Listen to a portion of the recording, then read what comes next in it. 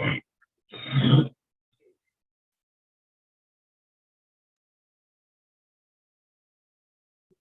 morning, Alex and Janice and Kaylee. Good morning to you. Thank you for being our volunteer, Kaylee.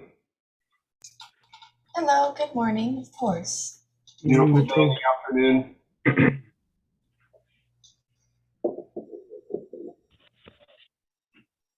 I didn't It's realize coffee time. Oops. Good morning. Beautiful day, Janice.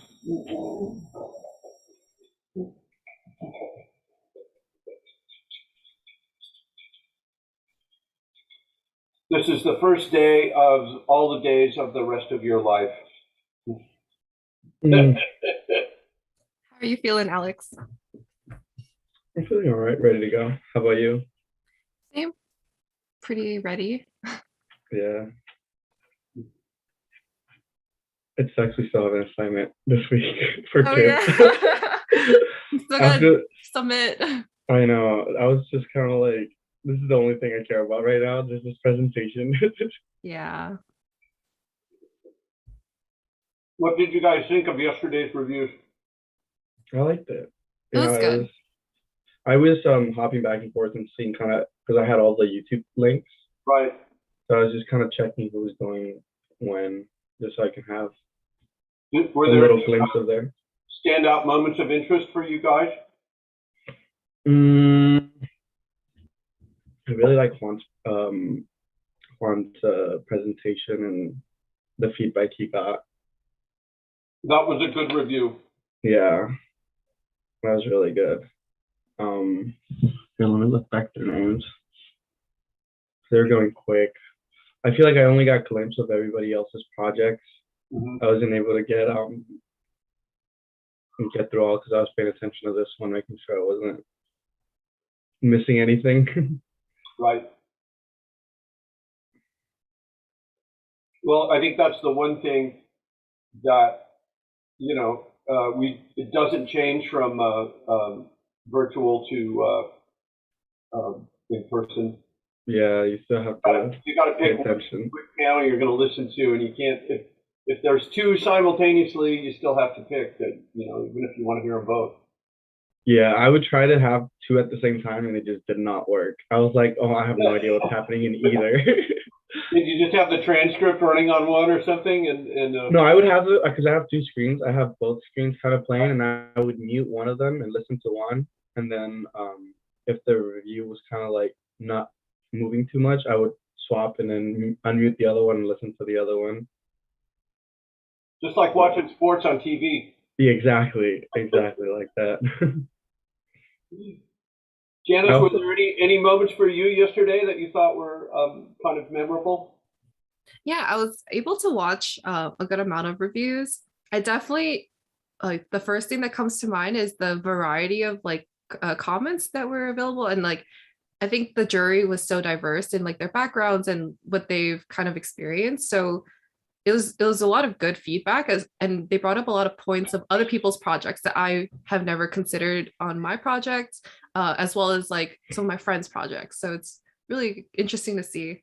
Maybe one advantage to going on the second day is that you get a kind of sense of you know, because we have so many people who are from outside academia, which you usually don't hear in studio reviews. Usually we try and invite mostly educators to the you know, year in, year out reviews at Cal Poly.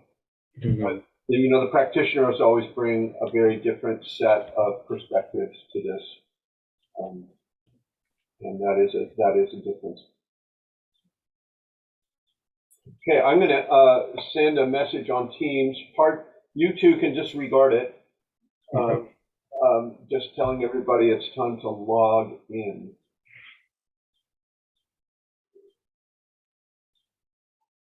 Listening to Khan's review yesterday, it helped me out a lot just because of our programs were so similar. So I was just thinking ahead of like everything that they kind of had asked for him, just to prepare a little bit for myself. Oh, Mitchell, is it possible to open the boards really quick? I wanted to rearrange a quick drawing. Sure. Give me one sec to send this Teams thing out.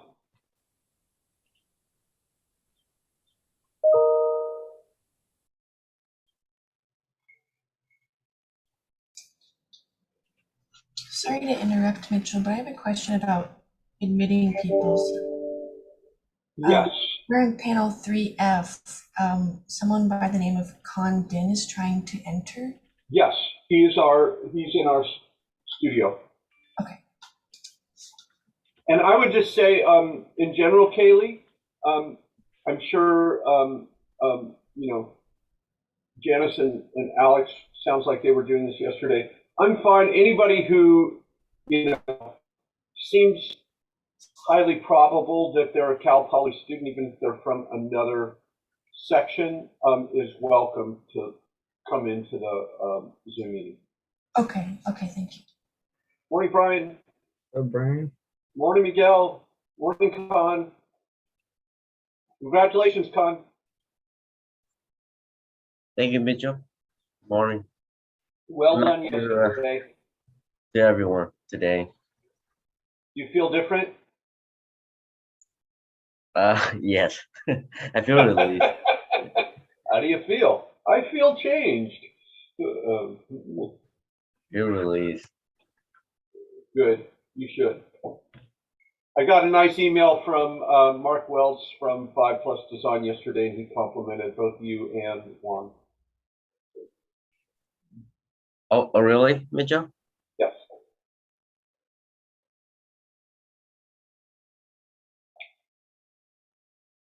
Good morning, Alondra. I feel like the longer this kind of like goes on, I feel more nervous. I mean, you're first, so you'll be quick.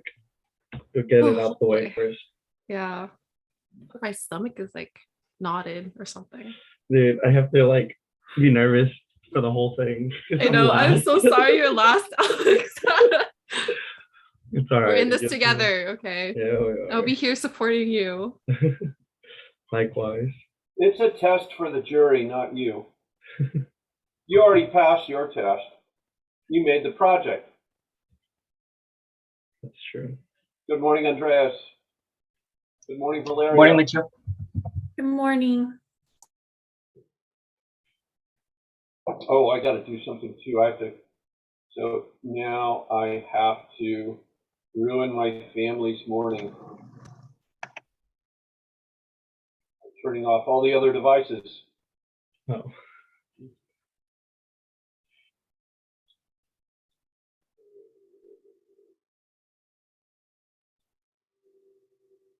Okay.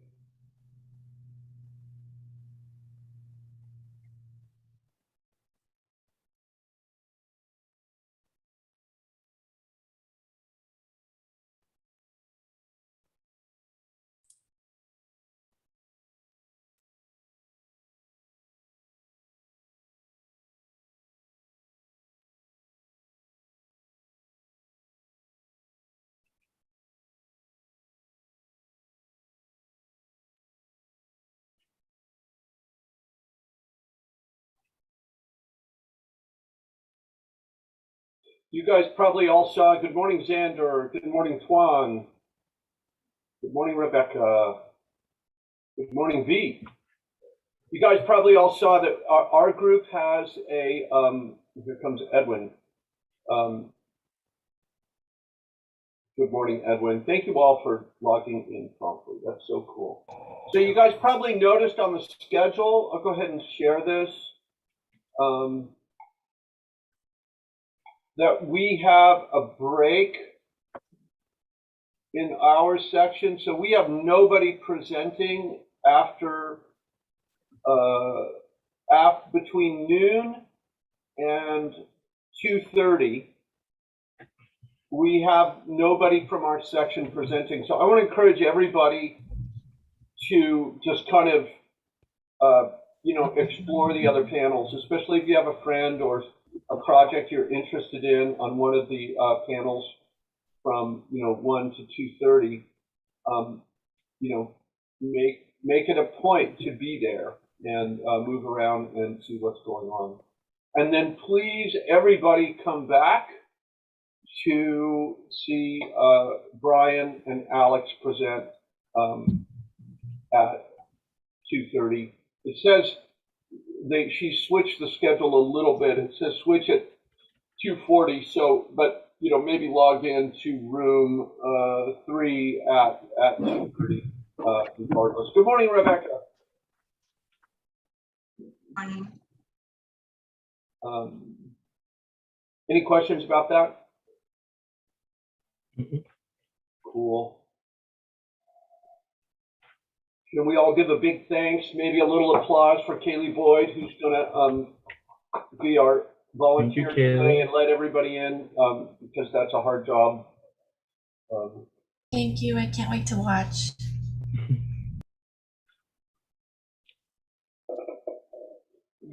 Did anybody watch the live streams yesterday? How did you check? Did you see our room, Janice or Alex?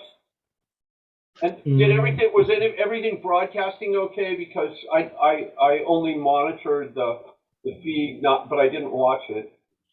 It was good. I It was believe okay. so. Like you could see and hear stuff, and there wasn't a kind of During which static problem or something. room? Room I think- 6. I think it was good. Yeah. Okay, good. That's good to know. Any other questions from yesterday from, the 8 of you that presented yesterday?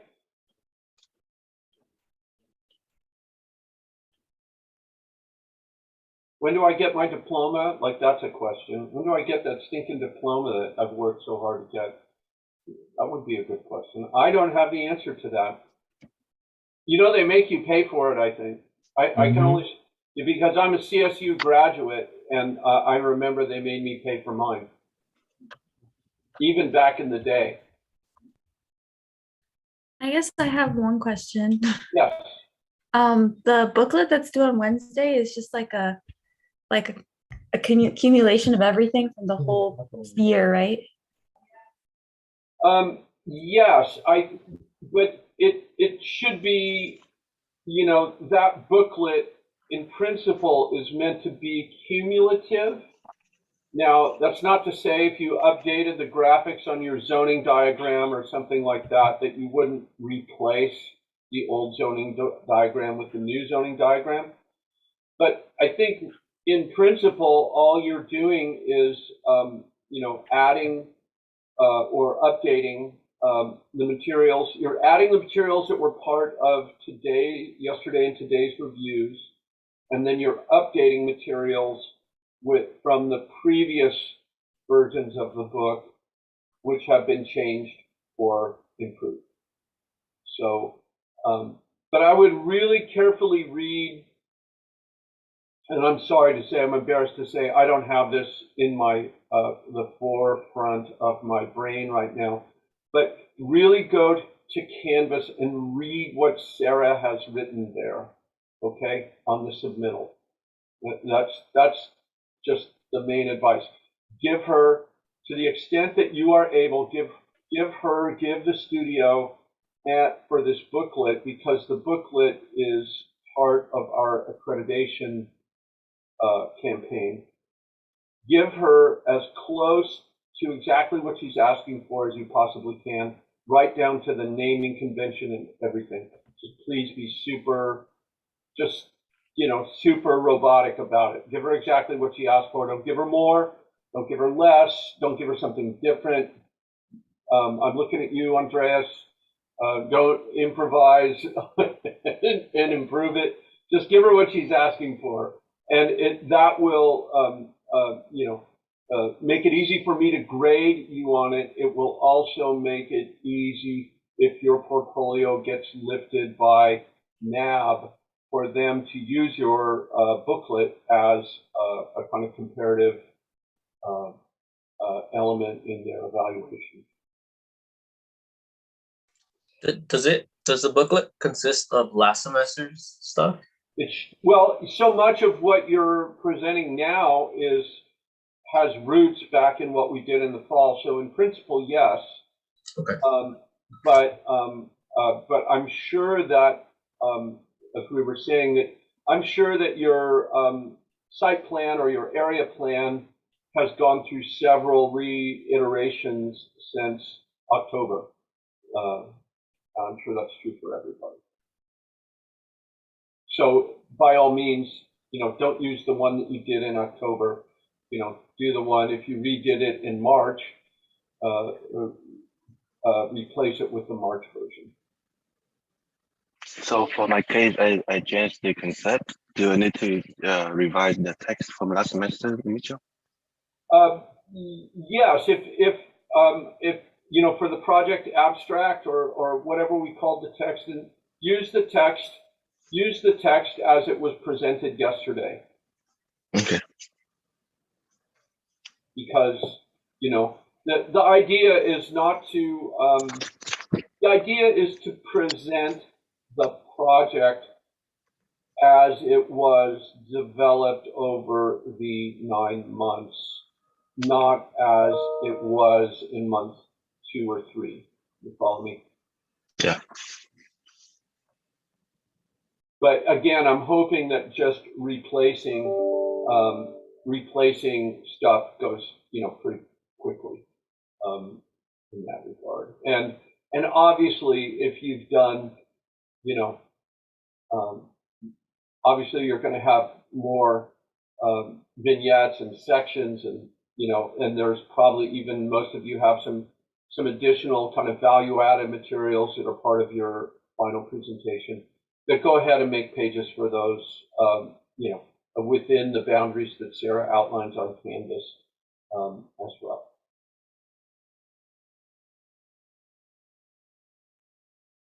Anybody else have some high points from yesterday they want to talk about?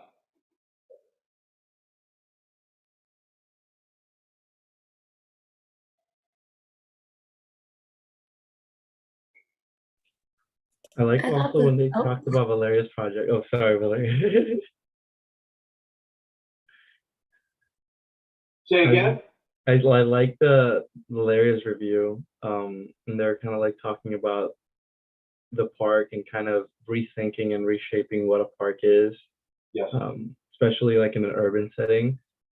I don't know. I do think just from the start, like thinking of her project always has a very solid stand on, making it a vertical outdoor space and how that's actually working with how she designed it. So I think it's a really strong argument, and they definitely saw it. And so I don't know. I like that review. It was a good panel, and I thought that it was, for me, it was really interesting hearing both Anton and Rennie really engage that project. Both of them had very distinct points of view on it, and there was a little overlap between them, but then there were some real differences as well. And that's what made it interesting. Yeah. There's like all the different ways it could go, all the ways that it's already kind of like putting up, arguments and differences between everyone. So it's kind of very interpretive still. It's not to, I don't mean this to kind of shade anything that may or may not happen today, but one of the good things about doing a project that takes a distinct critical position is that it gives people something to argue about on the jury. And most of the time, the best juries are juries where there is an argument, or at least, or differences in, at least a difference in interpreting the critical point of view of the project. I think that, those are the ones where you're kind of leaning forward in your seat. And, but something really, let's face it, a disagreement is an actual event. It's not, it's genuine, it's happening in real time and even virtual space. And those real events are what make this process useful to us, I think, as designers. So here's all the arguments.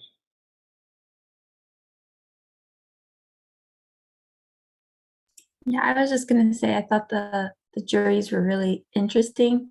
I really liked how Alex was saying how they had like all these ideas and they were like very like interesting ideas to add to like the conversation we were having with Maya and V's project, Right. which was really cool. And then throughout the day, it was also like pretty good juries giving really good feedback. So Yeah. You know, if this term were formatted differently, I always think, you know, there would be another, if we had another semester, a third semester, wouldn't that be great? It would be so great to zoom back out and put everybody's project into the city and then redesign what happens between the projects relative to what the projects would add to Lincoln Park. You know what I mean? So there would be a kind of larger urban outcome that would be negotiated, and I think that would be like it, not just in our section, but when you look at like Andre's and Wendy's and Sarah's, like how this would change the neighborhood, and then how you could extrapolate that forward. There's like, you know, would be a really interesting thing to take on. And then you guys could spend another 15 weeks on these projects, and wouldn't that be great? Sorry. Where's my diploma? Like, I don't know about that. Where's my stinking diploma? Sometimes I miss the quarter system, and then sometimes I don't. Now's the time to not miss so it. quick. It was way too I quick. do think the semester on balance is a better format for what we do. And I say that I was educated, when I was at UCLA, we did it on the quarter system.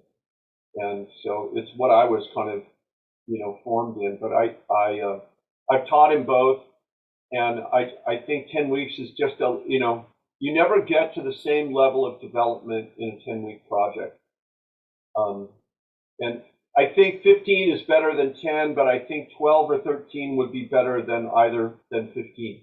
You know, there's this kind of sweet spot that none of the schools seem to be able to just kind of land on in my experience.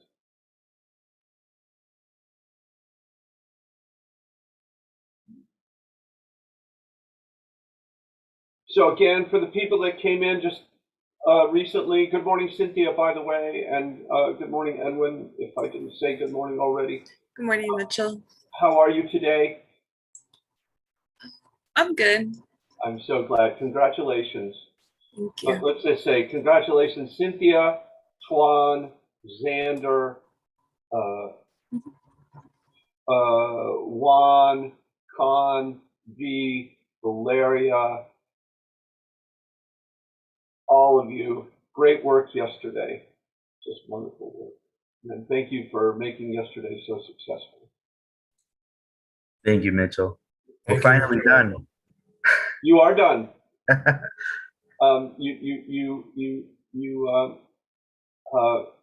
are going to have to figure out a new plan now because you don't have the CSU structuring your time for you.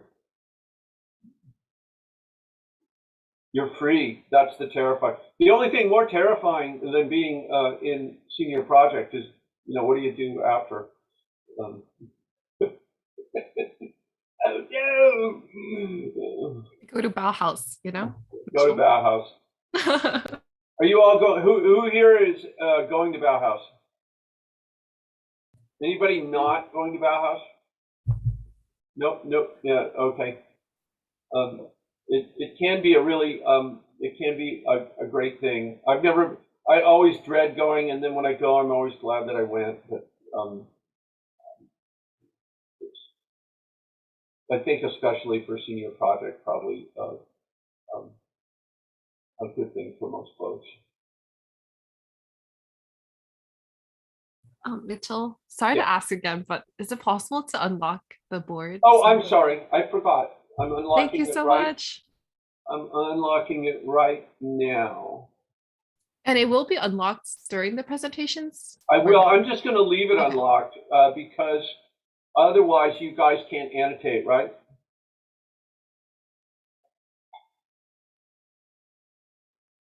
There, I just unlocked it. And I'm getting text from the faculty. Let me make sure that none of this requires anything from me. Jesus, 17.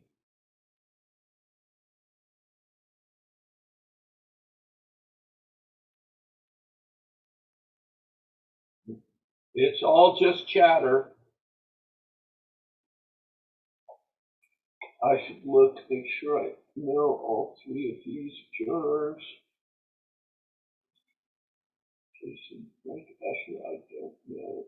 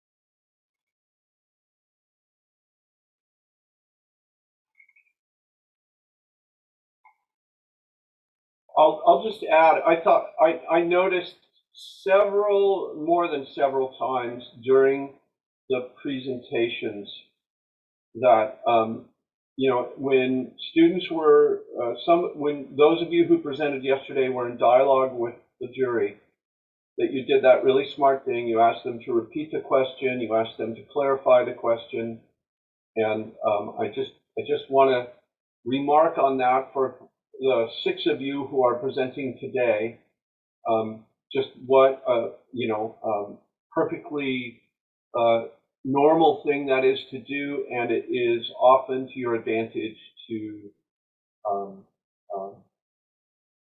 do so. I would also point out that that 8-minute thing is also trying to get your presentation wrapped in 8 minutes is to your advantage, because then, obviously you get a deeper and more complete discussion back from the jury.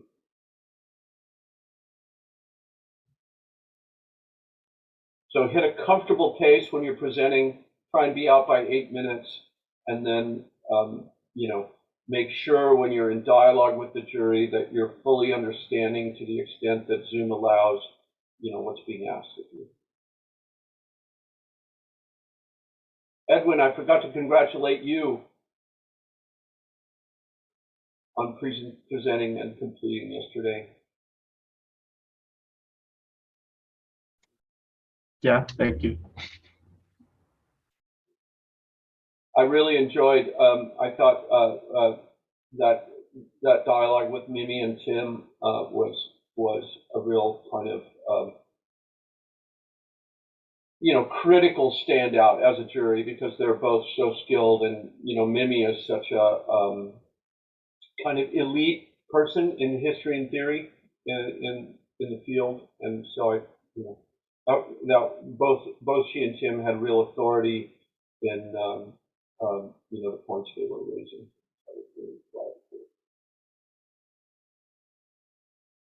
High level of discourse, is what I'm trying to say. provoked by the projects, of course.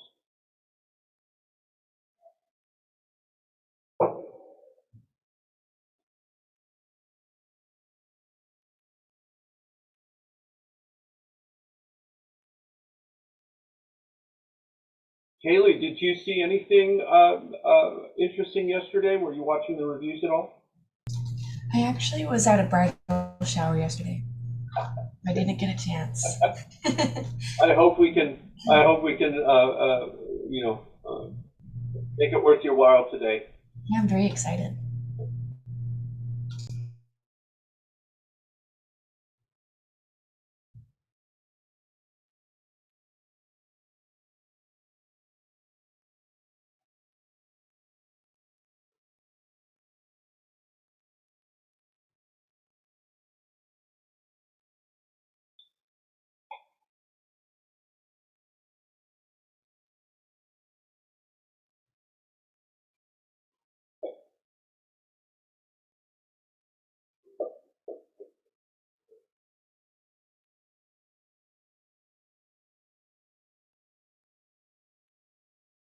We're here.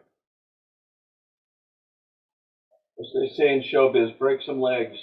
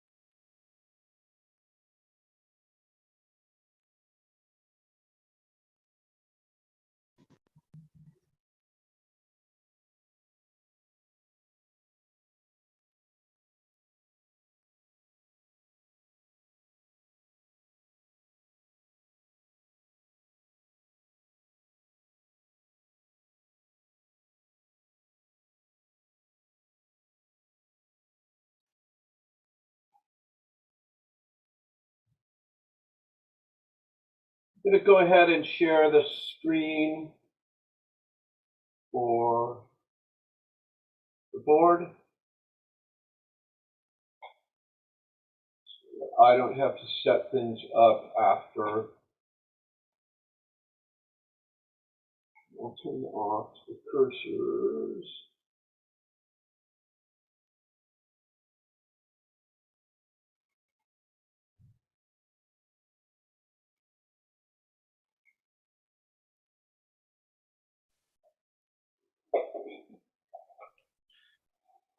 Mitchell, I'm gonna leave and join back in just to make sure my mic reconnects properly. I think Sure. it's a different one. Good idea.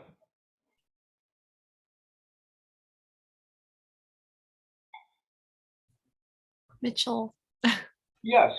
are you gonna do the introduction, kind of like what we practiced in the class on Friday?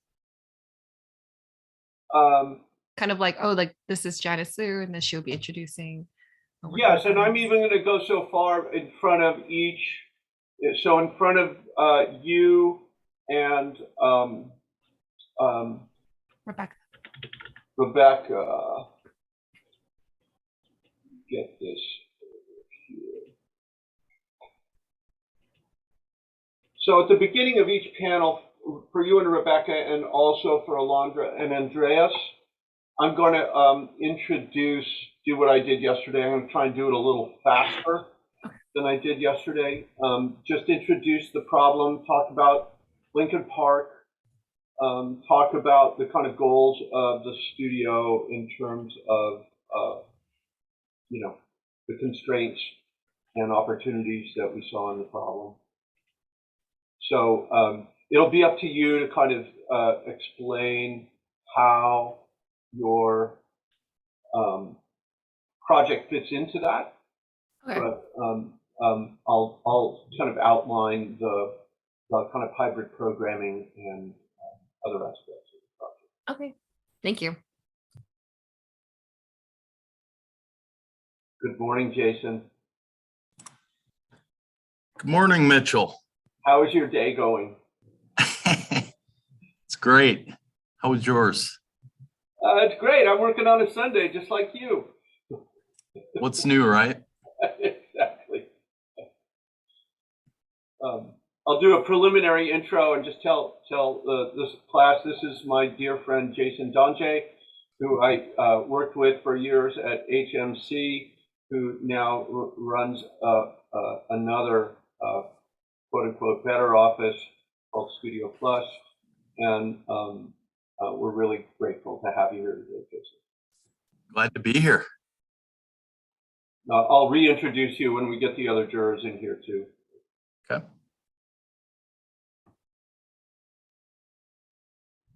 Get my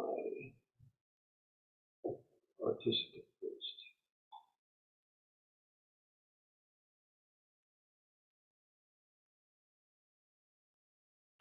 Just a quick check if my mic is sounding all right now. Yeah, If there's I think any it difference. sounds pretty good. Okay. One thing to make sure of, because there's two modes of audio in Zoom now.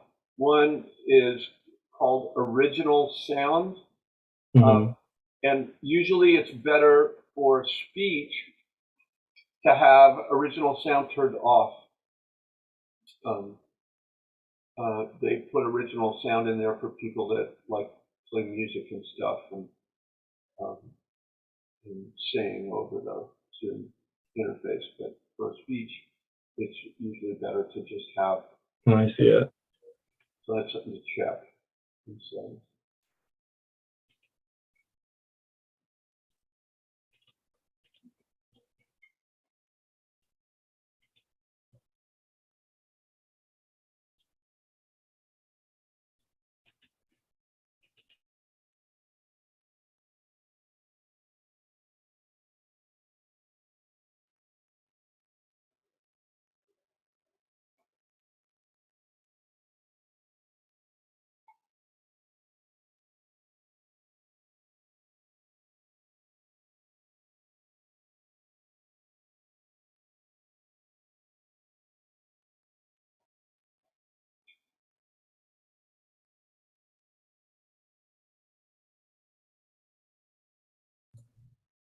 Mitchell, yes. do you have Jen. any final words of wisdom? Always. Here they are. Are you ready? Jason has heard these already. The bubble. Think about the bubble, okay? Okay. Are you imagining a bubble? Yes. Okay, it goes in the middle of the level. Right in the middle, not off to the side. It goes right, in the middle. So, there. Balanced.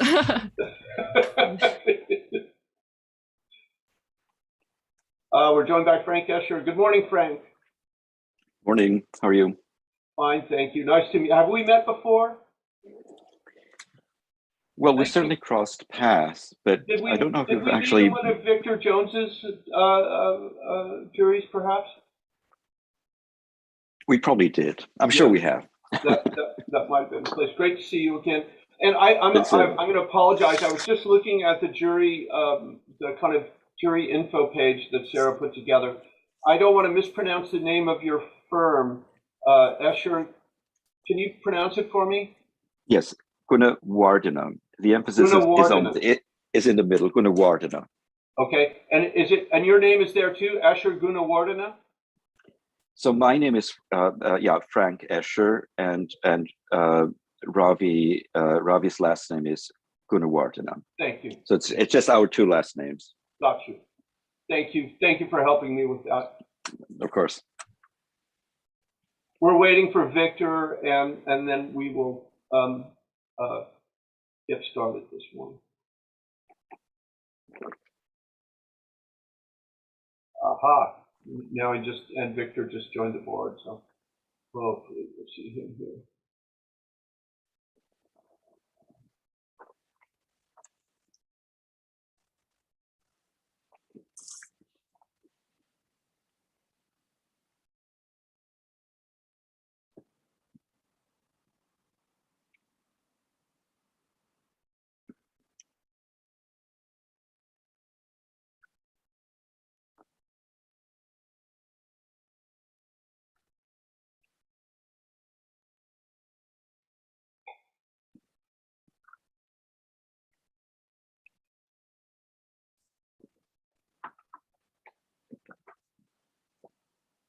Oh, and for both Frank and Jason, I'm going to copy in case it wasn't handy. I'm going to copy the concept board that we're using. This is the link.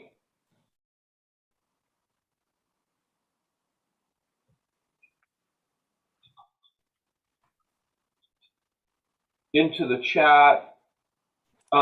Feel free to pull that board up. If you want to move the students, the way we're going to format this due to the, I know I don't have to explain this to Victor, but the way we're going to format this due to the live stream is that I'm going to share my screen. The students are going to moderate on concept board. Feel free to open up maybe a second window with your own window into the concept board. And all you have to do is go down in the right-hand part of the screen and say leave moderation. And then you can move around independently if you want to look at material that's not being highlighted at the moment in the student's presentation.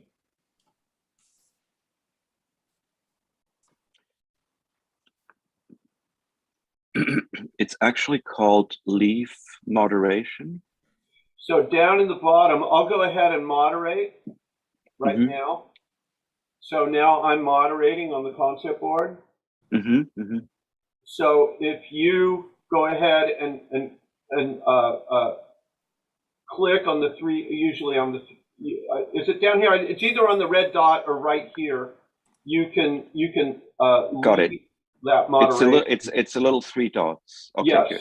And then you can move independently while, so in other words, it allows you to do what you'd probably be doing in the review if the student were presenting in person, which is you'd be looking at what they're pointing to, but you might be cross-checking with something else, elsewhere on the board. So I'm on an iPad and I have a command minimize meeting. Would it be that maybe? I don't know. I think you would maybe just open a second window in Safari and just go to the concept board. Okay, then you'd have to flip back and forth unless you wanted to divide your screen. That may exceed my sort of technical bandwidth. Yeah, so. Depending on how new your iPad is. Not my iPad, mine. So. I think I saw Victor. Is Victor here? He came in for. Victor, are you here? No, he's not here now. Yes, I'm here. Oh, you are here. Good morning. Thank you for coming. Pleasure to be here. Good morning, Frank. Hi, Victor. How are you? Good morning, Jason. I'm just going to dive right in so that we stay on Sarah's amazing schedule. First off, I just want to welcome everybody to panel. Let me get the name of this. This is panel 3F. That would be panel 3F this morning in our senior project reviews.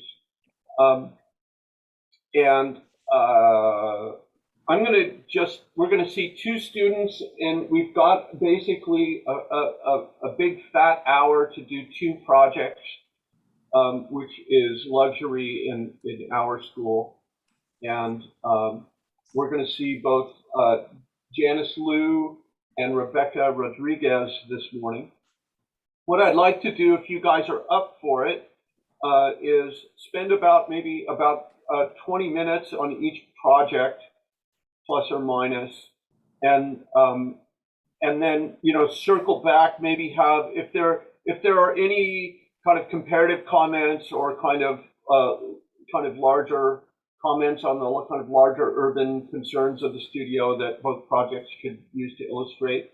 Then I'd like to maybe save a little time, maybe 10 minutes at the end for some kind of collapsed critique between the two, if we could.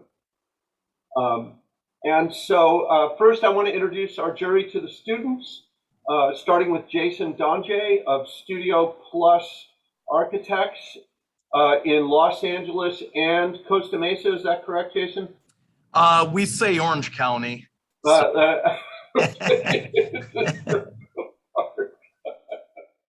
In the vicinity of Costa Mesa, yes. Orange County and Los Angeles County. There you go. I'm going to ask each of you to just fill in, if you would like. I could fill in a lot for all three of you, but do you want to add any details about your resume that you'd like to share with the students? Not necessarily. I've known Mitchell a long time, as he alluded. He and I actually went to India for 6 weeks and worked. True as well. So got to know each other very well in that time. So glad to be here. I kind of wish we were back in India, but kind of not too. Right. Moving across the grid, I want to welcome Victor Jones, our coordinator of graduate studies at Cal Poly, active practitioner here in Southern California and other parts of the world. Victor, would you like to add any detail to that? Only to expand on your geographic curiosity in saying that we both were in France in the 80s and early 90s together. So that is correct. India, France. I'll leave the rest to Frank. Yeah. I need to get back to the Republic of Egalite soon myself. As we all do. Well, thank you. And moving over to Frank Escher of the firm Escher Gunawardena. I'm just going to invite Frank, if you'd like to add anything to your background for the students' edification, it'd be great. First of all, hello everyone, and thank you for having me. I actually just maybe want to add that my partner, Ravi Gunawardena, is an alum of Cal Poly, and both Ravi and I have over the years on various occasions taught at Cal Poly. So it's always nice to sort of reconnect with our friends there and see what the students are doing there. Thank you very much for coming back today, Frank.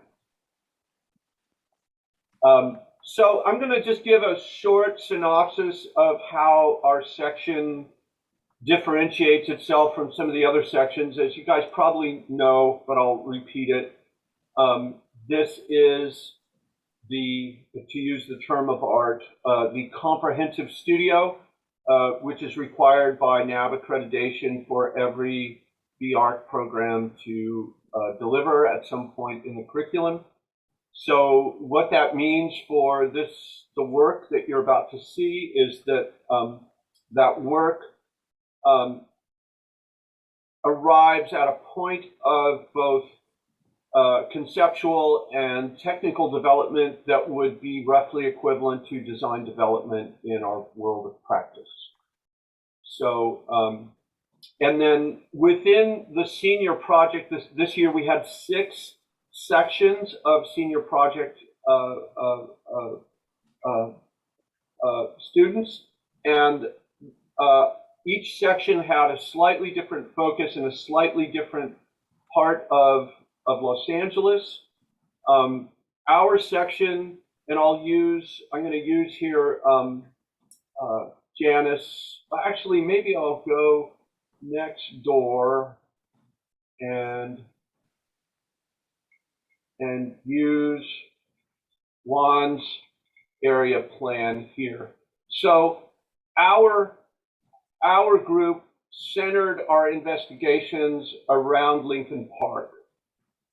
And Lincoln Park was chosen given its kind of long and deep cultural history within Los Angeles as one of the first suburbs of the city.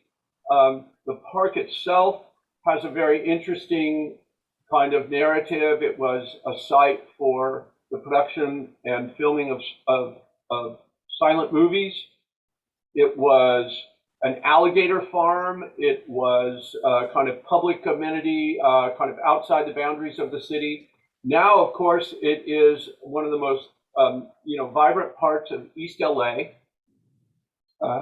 and has, as well as that long history, a kind of amazing and intense mix of zoning designations. And I think you can see that from this plan. We have enormous kind of manufacturing developments within the boundary of the neighborhood, right next to single family housing, right next to institutional buildings, some of which are in the park, some of which are outside the park. There's a DMV over there. So, and then even to the south here, so just to orient you guys, this is Mission Road, one of the main north-south arteries, along with Soto Street, another north-south artery, and the kind of east-west connector is Valley Boulevard. The 5 freeway is right over here, and if we were to zoom out a little further, the 10 freeway would be down here. DTLA on the other side of the 5, of course. So along with that kind of variety of zoning use and designation, which I thought offered a real opportunity for the students to engage in hybrid programming of their projects. There was also this idea that the edges between, these moments of different zoning were actually moments of real clarity in the city, and also moments of difference that the students might be able to leverage into their projects. Most of the projects are, within a rough boundary of about like that.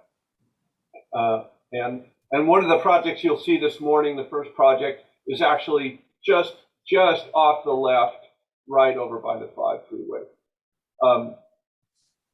And I'm trying to think. So other than that hybrid programming was probably the kind of central theme of this studio. At that, maybe I'll conclude and just ask if Victor, Jason, or Frank, do you guys have any questions? Yes. I do have a question. Yeah. So were the students, did they develop the programming themselves? Did they analyze what is there and think about what would be needed? Or how was the kind of programming part of the project Yes, they developed? did. And so this process started last September, actually last August. We started in August, and the students did a semester of preparation, basically of writing and research. And then that writing and research was kind of flipped into, another 15 weeks of design and development from January to today. So in that regard, the programming, the choices, the kind of critical positioning socially for the project are all fair game here for the students. The only thing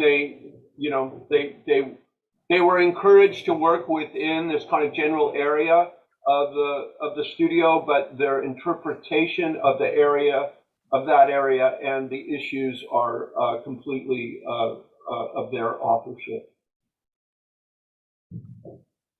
Thank you for asking that. That's probably something I should have said. Any other questions before I turn it over to Janice? Janice Lee. Okay, Janice, take the moderation and take us away. Thank you so much for the introduction. So, located a block away from the I-5 freeway, Workman Apartments is an affordable housing project hybridized with social services to support working families and the local community. So this project takes 3 distinct towers and explores its interactions with the housing block, as you can see in this axonometric over here. And within the this housing block, there is 23 units clad with GFRC panels. So within the 23 units, there are 21 2-bedroom units and 2 3-bedroom units. As you can see, these are the typical floor plans for each of these units.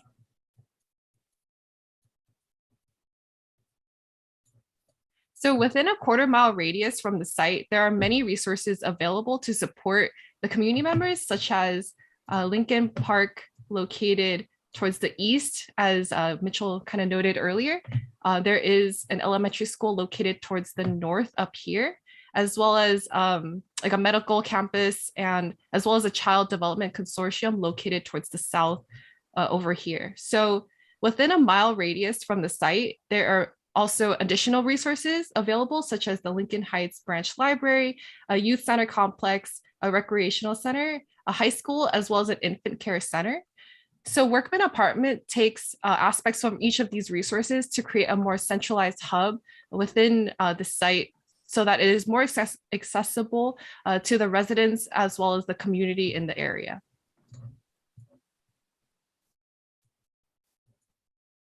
So this tower with the shed roof over here is the daycare center to support the working families. In Lincoln Heights, 54% of its workers are blue-collar workers, and 60% of these workers are parents with children. So there is a great demand for childcare aid to support family income. As you can kind of see in this diagram over here where Tower 1 is, there is additional public program space that trickles into the housing block on the 3rd and 4th floor. And these spaces become social service offices that is accessible to the public as well as residents through a stair and elevator tower in the housing block. As you can see in this diagram, this tower is the shortest and is clad with vertical wooden slats to create this like warm and welcoming environment for the children in the daycare center. And so moving on to the 2nd and middle tower with the vaulted roof, this is the community center for the residents. And as you can see here on the ground floor where the tower is, as well as the 2nd floor over here, there is additional communal gathering spaces that create extensions to this program beyond the tower itself. And so having these extensions and community gathering spaces, it can really encourage neighborly engagement with each other and increase a neighborly bond. And so this is a section cut through that tower. And as you can see on the 2nd floor over here is the atrium space. And so this is where larger events that the residents can host, such as movie nights, community lunches, or even public workshops. And so let me delete that. So on the ground floor, you can see that there is a small stage available for residents to utilize and host events catered towards a more public audience. And so this community tower is clad with aluminum panels, and that contrasts materiality with the other towers, as you can see. And so the 3rd and furthest west tower with the gable roof over here is the fitness tower. So this program, or this tower, this tower has space for working out, yoga, and relaxation for its members. And this is clad with a mineral panel facade with ceramic tile shingles and a green facade along the double height space on the southern facade. And this tower has 3 distinct levels, and it is accessible through another stair and elevator tower along the western side of the site. So the orientation of the site is from east to west, and it follows the sun path, and it maximizes natural daylighting. So because of the varying heights of each tower, as you can see in this section drawing over here, each courtyard space that is created between these towers are shaded appropriately throughout the day to reduce direct heat gain. So as you can see in this first exterior image up top over here, it is late in the morning and there is ample daylighting in this courtyard space. Oh, sorry. This image over here. There is, as you can see, there is ample daylighting within the space to kind of warm up the space after a cold night. And in the second exterior image, as I was referencing before, it is in the late afternoon. So you can see that this space is appropriately shaded.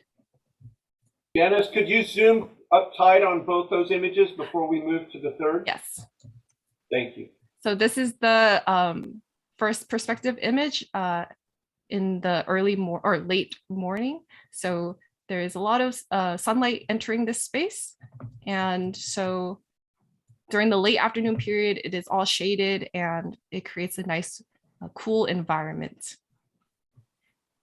And so moving on to the interior images, these are interior images of each respective tower. And as you can see, there are, as you can begin to see, there are spatial qualities defined by the light entering the space. So the large windows allow for pleasant views for the people to look out to. And so this image right here is the interior of the daycare center, the first tower, as you guys saw earlier. And this is the interior within the community center and the second tower. And this is within the fitness tower, wellness fitness tower of the third tower. This project uses mass timber and CLT load-bearing walls as its primary structure.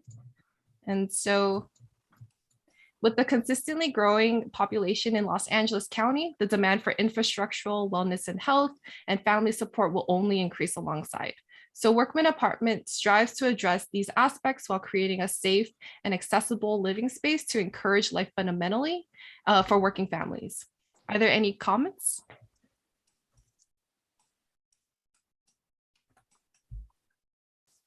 Dennis, I'm going to take over the moderation. Okay, got it. Sorry. Go ahead. Hi, Janice. This is Victor Jones. I just have a quick question with regard to the massing strategy. There seems to be two very deliberate attitudes. One towards the housing, which is a more muted or kind of neutral expression with a flat roof and a kind of somber or kind of less articulated massing. And then the actual social services, which are these articulated forms that have greater expression. I'm wondering if you could talk a little bit about that decision to contrast the two types of program, and then also the inspiration for what you termed the towers being how the kind of massing or volumetric strategy or inspiration for those. Great. Thank you for bringing that up. There is kind of a lot to address with that. So, okay, so to kind of begin to tackle this question with like the massing strategy, I deliberately created or had the housing block as just a bar typology, and because I felt that housing is so standardized and with each apartment unit, it is very unitized. So I just kind of I just filled this block with the units, and then with each distinct tower, I used that as a way to create. I use these towers as a means of disrupting that bar typology. So as you can kind of go to the floor plans, Mitchell, on the second floor specifically. And so you can begin to see that within the second tower, let me delete this so it's not in the way. So there is kind of like different approaches to each tower and how they interact distinctly with the bar. So kind of what I explained with the second tower, there is a large kind of cutout missing unit, and that space then begins to create, I then use that space to explore how people can begin to use a space, how it can define different programs, as well as kind of like extending what and how living could kind of look like. And in the case of like other towers, such as the first tower, there are different program spaces that begin to trickle into the housing block without necessarily disrupting the form of it, like how Tower 2 kind of approaches it. So different towers begin to do different things with this block. And that's kind of what my intentions were with exploring this form. I'm not sure if this is kind of answering your question necessarily, but that is kind of how I see this project. And was I able to kind of answer that?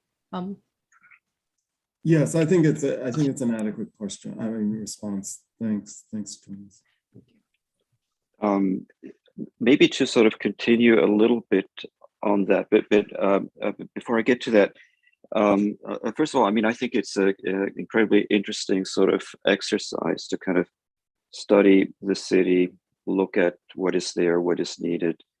I like the idea of sort of developing a building that does more than provide housing, that sort of provides services that are needed, not just for the people in this particular housing complex, but hopefully also for the surrounding neighborhood.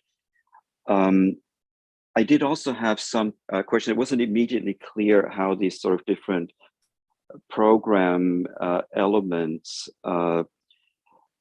translate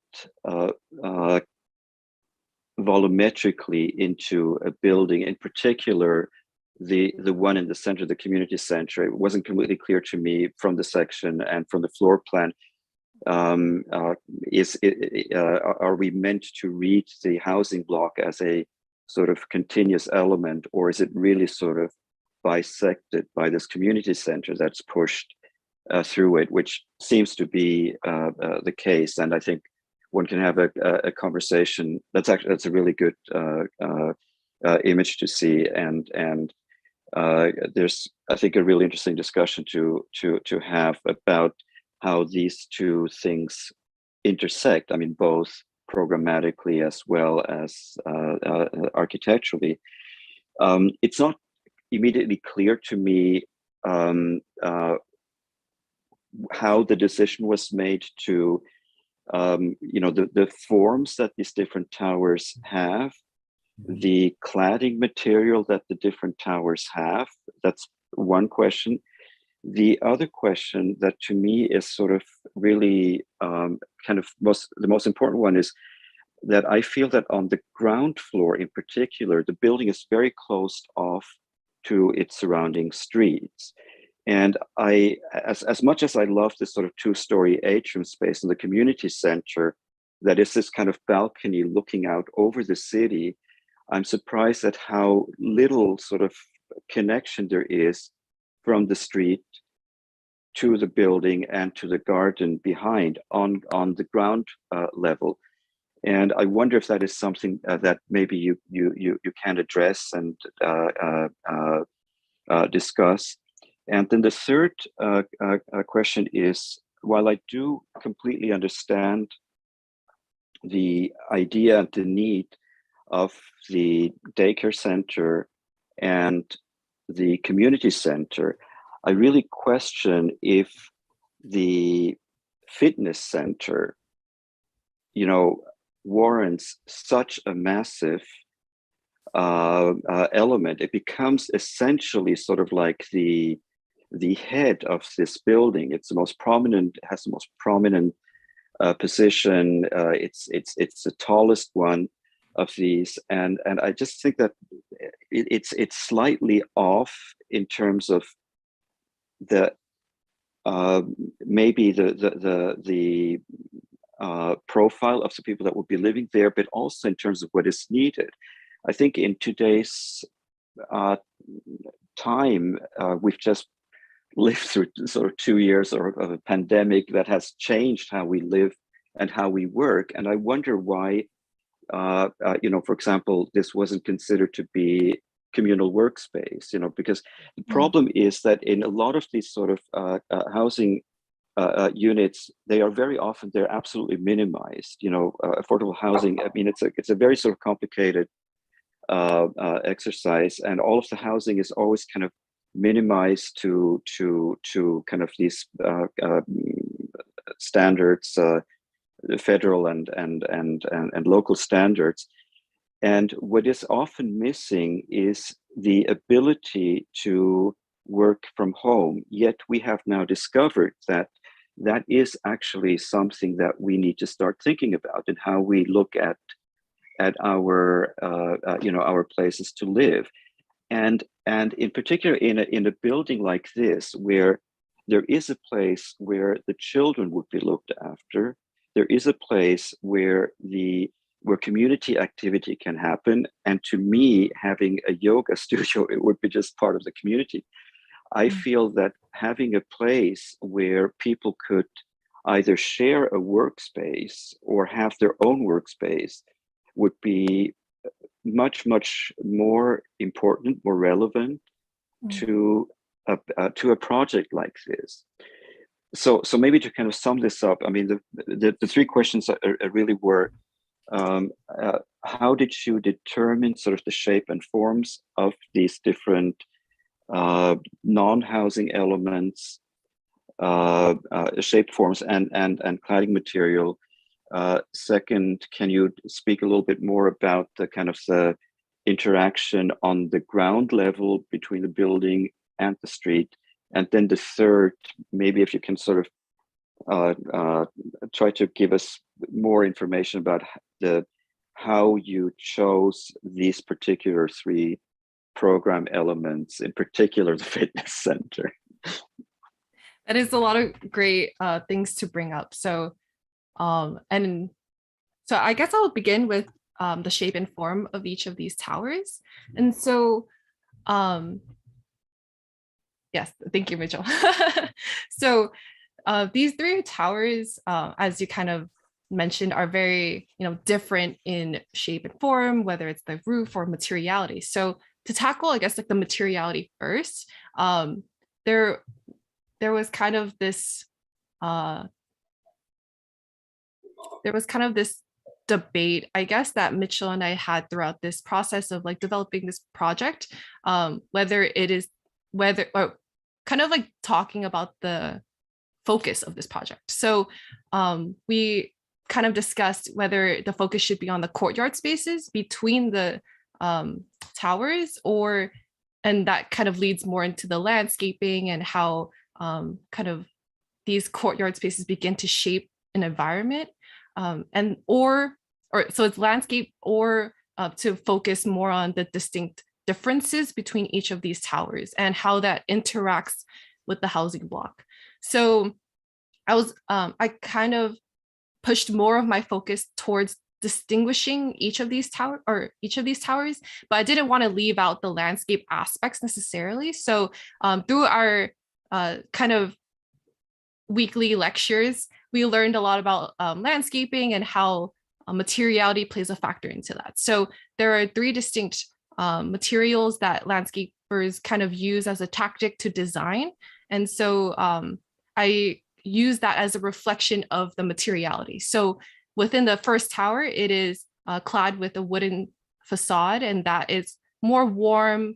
It's supposed to create a kind of cool, or a nice welcoming environment for the children to kind of play in and feel welcomed in this space. And it is the shortest tower too, because it is to kind of scale or the size of this tower and the height of this tower is to kind of reflect the scale of its audience. So the children, and that's kind of defining this tower, the first tower. And within the second tower, it is kind of like the middle ground of like the height. It is still really tall. Its aluminum panels kind of reflect more like another material that landscapers can utilize, such as like liquid or like some sort of fluid material. And so what I've found is like glass and aluminum throughout the process of its like kind of production, it is in a fluid state at some point. So that kind of is why I chose aluminum paneling for this tower, and its vaulted roof is to kind of not only distinguish itself from other towers, but also create a larger kind of appeal to it, just because on the fourth floor of this specific tower, if you could go to the floor plans, Mitchell. Thank you. Sorry about that. So there are, this is the actual, this is where the 3-bedroom units are. And so with this vaulted roof, it allows for more height and more bedroom space. And that is kind of what I've been exploring with this extra height space, and it doesn't necessarily go to waste. And so with the third tower and the gable roof, it kind of just reflects a different typology or different roof typology that is available. And so I use this to kind of, okay, so with this specific tower, and to also address the program aspects of this, it is a fitness and wellness tower just to address the specific site conditions. So it is a block away from the I-5 freeway, and statistically living near a highway corridor tends to lead to more health complications. And so I really wanted to address that and tackle this issue, because so many neighborhoods are affected by like freeway corridors, and with the air and noise pollution that comes with it, I really wanted to use this tower and its sheer kind of height to, in a way, visually and physically block the freeway out, and also address its wellness and health concerns through this fitness and wellness program. But I do see that having a work from home space is also a viable option as well for a program. I hope I was able to answer that. Sorry. No, I was just, but anyway, Frank, please finish. I'm just jumping. Thank you for these explanations. Actually, it does help quite a bit to understand some of the thinking there, and I think that some of your ideas are maybe more successful than others. I do think that, you know, the idea of the nursery sort of, you talked about scale and the scale of the children, the war material, that makes a lot of sense to me, and also, you know, it creates this kind of sort of protective little pocket, you know, that the building sort of embraces in a way this space. That does make a lot of sense. The middle tower, I'm not sure if this idea of the glass and the aluminum being a fluid, it makes sense sort of on a very sort of abstract level, but the reality is when you start talking about landscaping, that both aluminum and glass are, you know, plants get fried from the kind of reflections from that. So I think there's something that you would have to examine a little bit further. I was a little bit disappointed when you started talking about the vaulted space, because my first thought was, oh, that would be a fantastic communal space. And the vault, in a way, sort of being a form that kind of, you know, it is something kind of very embracing, and it would be truly kind of a space that you know, in a way, through its form, connects different people. It's also, because of its direction, it looks to the city and to the garden, and in a way frames these two different conditions. And then I was kind of really disappointed when you said that these are basically kind of like the most luxurious units. And there, I think, again, there's maybe a misunderstanding of what affordable housing is. And I think that there's a really sort of missed opportunity to have what I think would have been one of the most important spaces of the whole sort of complex, and rather than it being sort of a very important communal space, it becomes, these are the nicest units, you know. I also agree very much with your explanation about the health needs, and that, you know, maybe this is the part that it is taller. It sort of protects the rest of the complex a little bit from the impact from the freeway. You're absolutely right about that.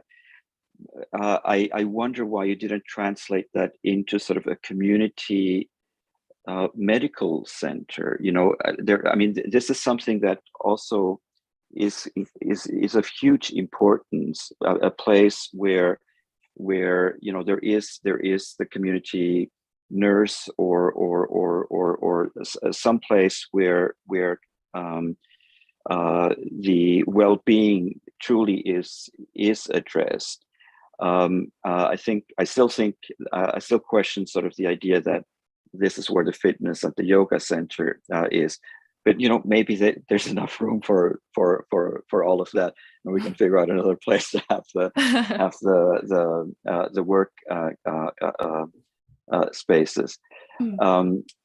I still am not fully convinced about the sort of the shapes of this, because what happens is that your project tends to read less as one continuous building, but almost, if you didn't know better, you would think of this as 5 different buildings that form the edge of this kind of this city block.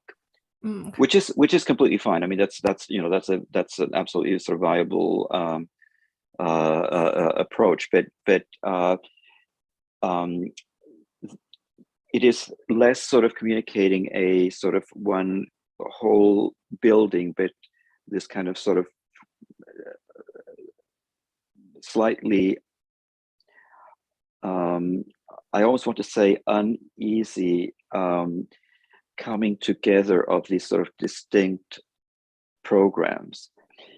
I'm gonna have to call. Excuse me, but I'm gonna say we've got time for a brief last comment on this project, and then if we can move to the other project, but we can return to Janice's later in the session, hopefully. Sure. Yeah. And maybe hopefully we can return afterwards also to the ground floor question. Sorry, those is it okay if I just kind of like respond and then kind of address that really quickly before? No, I want the other jurors to have a moment. Okay. So I'm going to use my authority to just invite Victor and Jason to maybe tag this one, and then we'll move over to Rebecca's project. Jason, I'm going to just jump in because I want to kind of anecdotally maybe make a few suggestions to Janice with regard to Frank's comments. Janice, I think the project obviously has a very deep understanding of the context, and I think that you are, in your verbal description, very sensitive to both the demographics of this area and also the kind of spatial organizations of the surrounding context. But I think maybe one of the things that could be more helpful to be able to respond to Frank's questions or some of these kind of open-ended areas of the project are to push more heavily on the representation. I'm looking at the aerial photograph above, the aerial drawing of the site, and I would love to see greater dialogue between your proposal and the existing context as a means of understanding how we might have arrived at some of the decisions that you've made. For example, the idea of the massing, could there be a greater dialogue between roof articulation on the existing context and the kind of roof lines of your proposal, for example? Another might be the relationship of buildings to their ground plane and how we begin to better understand the decision to make a walled condition at the street rather than a more porous condition. So again, leaning more heavily on the surrounding and existing context to establish an argument rather than what appears to be a kind of set of willful decisions that seem to be what you think is best, but not necessarily generated from the site itself. I think that goes on to a kind of further questions about, is it productive to have housing as a mute spatial implication versus a kind of articulation for the social services? And what does that mean? And last but not least, I really would love to understand the spatial experiential qualities of these spaces and how they operate in service of the programs themselves. I'm very suspicious of the kind of muted attitude for the housing. I worry that it's going to be interpreted as something that is more about status quo, social, public housing that is stripped of any kind of experiential qualities.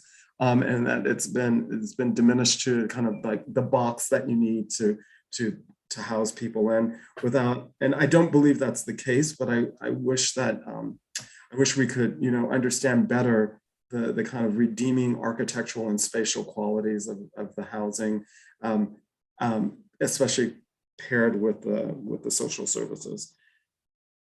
I'm going to ask Jason if he wants 30 seconds on this one before we move to Rebecca Rodriguez. Sure. Yeah, I'll just start out by saying, I think if you're a developer and you can make the numbers work, I think this would be a viable kind of real world project. Overall, I'm curious about the ground floor and circulation. In a multifamily project like this, usually you start with parking, and that really informs a lot of the design. I think I see a ramp there. But I'm curious if any, and I don't want to be the juror that brings up parking, but in a project like this, it is important. And I think that, there would be negotiations with the city as far as parking, but also, that gets into ground floor circulation, pedestrian, vehicular. Also, we talk about connection to the surrounding context, which is important, but security is important too. So, how do you balance all those things? Or, that's the main point that I think of when I see this project. Great. I'm going to relinquish our moderation and invite Rebecca to take the moderation. And just again, with the hope that we will come back and have a kind of comparative, perhaps, coda to the discussion. Thank you guys so much. I hope we will have time to come back and discuss this. I do have some points to really bring up and hopefully answer your questions, but we will get to that point. So thank you so much for your time. I really appreciate it. And thank you so much for the feedback. Thank you. Hello, good morning, everyone. I'm Rebecca Rodriguez, and this is my project, Casas y Cosas. Situated in Lincoln Heights, Los Angeles, at the corner of Mission and Broadway, located within an area that supports both commercial and residential use, this corner location lends itself to a potential for a mixed-use project that will activate this corner within Lincoln Heights. The mixed uses of Casas y Cosas will consist of the housing element, the Casas, and an affiliation with the Boys and Girls Club of America, the Cosas. The value of this project will be to nurture the minds, bodies, and souls of the children that visit this space. With a large amount of starter families in the area, Casas y Cosas will be a community space where children can connect and create friendships through positive outlets, encouraging an external support system and adding to their overall quality of life. This project will encourage play and exploration through a versatile program that caters to the families within this community. By providing a safe space that keeps children engaged while their parents pursue advancement in their own education and careers, with 6.3% of youth ages 12 to 17 succumbing to binge drinking and 12.9% to marijuana use. Casas y Cosas will provide an abundance of alternative outlets where children can express themselves artistically, athletically, or academically as they explore the different worlds that this project has to offer. The project is divided into 4 primary programmatic elements: the athletic, academic, artistic, and then the abodes, which will be the housing, all connected through a central circulation core. The programmatic organization and plan places the athletic amenities to the left, the artistic amenities to the right, with academic and housing resting above. The conceptual approach to Casas y Cosas was to take the interior program and express it externally. Each new material on the facade representing a change of program within the project. In this way, each programmatic element becomes a world of its own to be explored. For example, the yellow limestone represents athletic elements, the blue cement paneling encases the library, and the wooden paneling encases the learning center, while the housing is clad with Swiss pearl panels. The materials themselves are intended to be light, bright, and playful, beginning with the primary entry through the pitched blue cement panels that you can see with sort of representing a home, sort of symbolically showing that you have entered a space that will be a home away from home. While the wooden paneling around the learning center is intended to give a feeling of warmth and comfort, giving each of these distinct programmatic elements or worlds their own feeling and expression. In terms of the courtyard, it will bring a sense of unity to the project, where the facade elements come together in an area that can be shared both by the residents and the patrons of the Boys and Girls Club.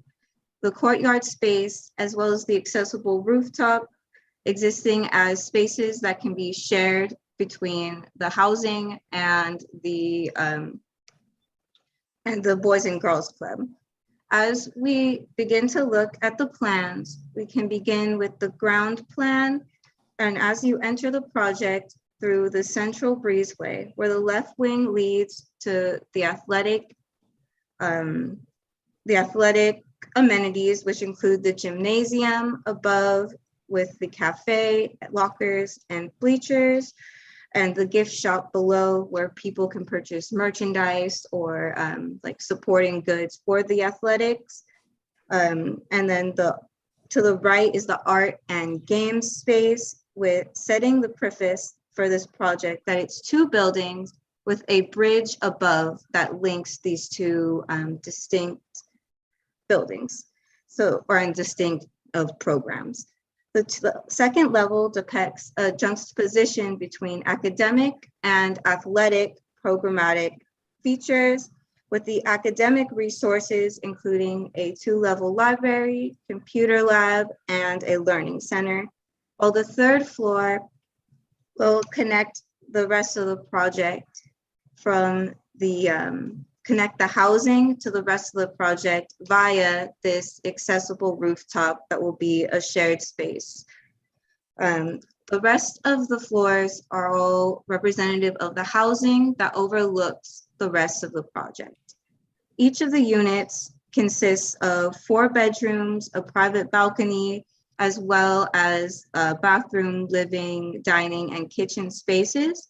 And the reason for having 4 bedrooms within these units is to provide access either to multi-generational families, larger families, or have a flexibility where if you may potentially need a home office or potentially need a guest space. So there is some flexibility within the housing of the project. Overall, Casas y Cosas embraces its programmatic diversity by externally shifting along with the program. The project becomes a series of worlds to be explored. It takes a versatile program and matches that with the material expression, making each new programmatic element a place for the children to explore and grow as they discover new hobbies, interests, and themselves. Thank you.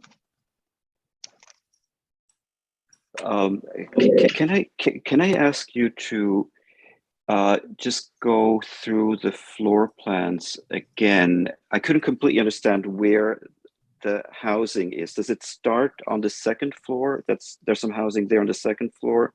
Yeah. So There's on some the Mhm. excuse me, on the ground plane, you can enter from the egress that has this smaller Right. courtyard.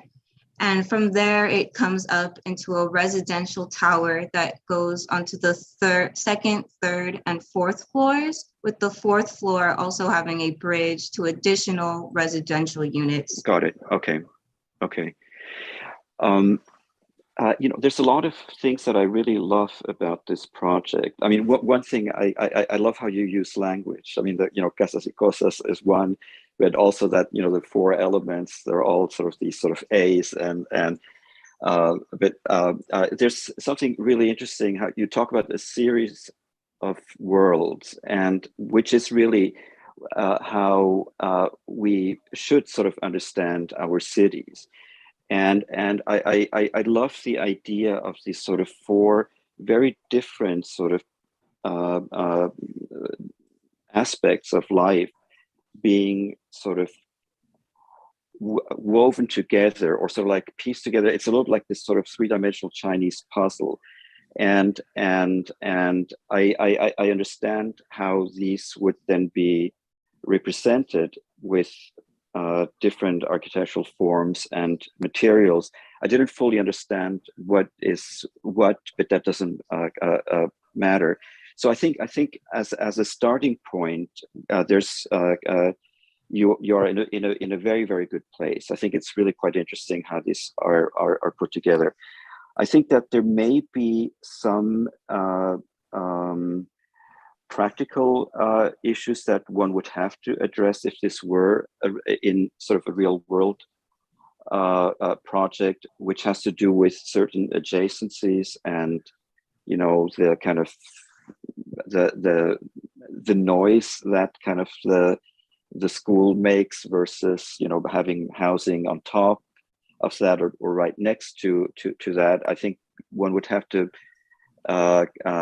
develop this all a little bit further to also make sure that while they are all together in one building, you want to make sure that they are all getting kind of the separation that they need to function properly. I also feel that maybe on a more sort of granular level, the pieces of architecture maybe need to be worked through a little bit more. One thing that I am particularly, well, I'll say alarmed by, and this is not something that should happen at this level. I think I saw in your apartment a lot of bedrooms that have no windows. Is that correct? No, that is not correct. That's not correct. Okay, I'm glad to hear that. So how is how do these? We could see it better probably on one of the exterior views. But for example, the unit in the middle, how are the bedrooms? How do they get natural light? For the middle unit, there was a bit of concern. The entire balconies are opened up with windows to get light from the sort of from the balcony area. And and the way it was meant to be depicted is that along these edges, the rooms would get the windows. And for this unit, it would be like the kitchen and dining that extends into. I'm not following you. I mean, the bedrooms that you're showing here are surrounded by 4 solid walls. How do they get light? How do they get natural ventilation? I suppose the balcony that that, would, the balcony that is at the dining table is not going to give you light back there.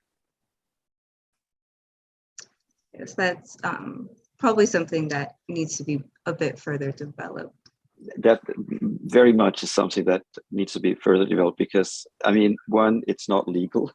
Two, it's incredibly unpleasant to offer this as a dwelling space. But you know, maybe that is something you could probably introduce a central courtyard or something to get light into that.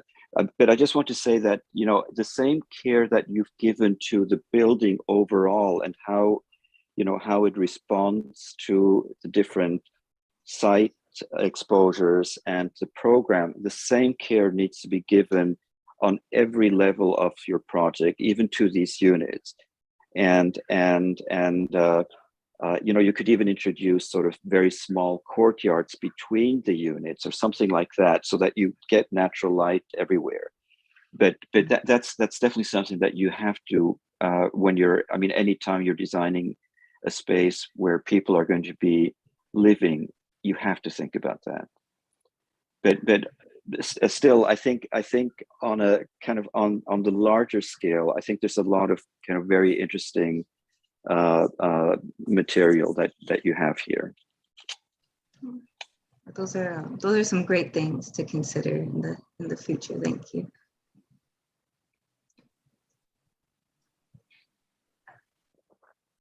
Yeah, I mean, I would say that, you know, I echo Frank's concern with natural light. I think that in a project like this, which is pretty expansive and fairly dense, I would anticipate that, you know, natural light, you know, exterior areas that get sunlight, because if they don't, they become stale and neglected. I would anticipate that would be, you know, one of the sort of guiding principles in a project like this. So I don't know how much you thought about that or not, but maybe you could expand on it.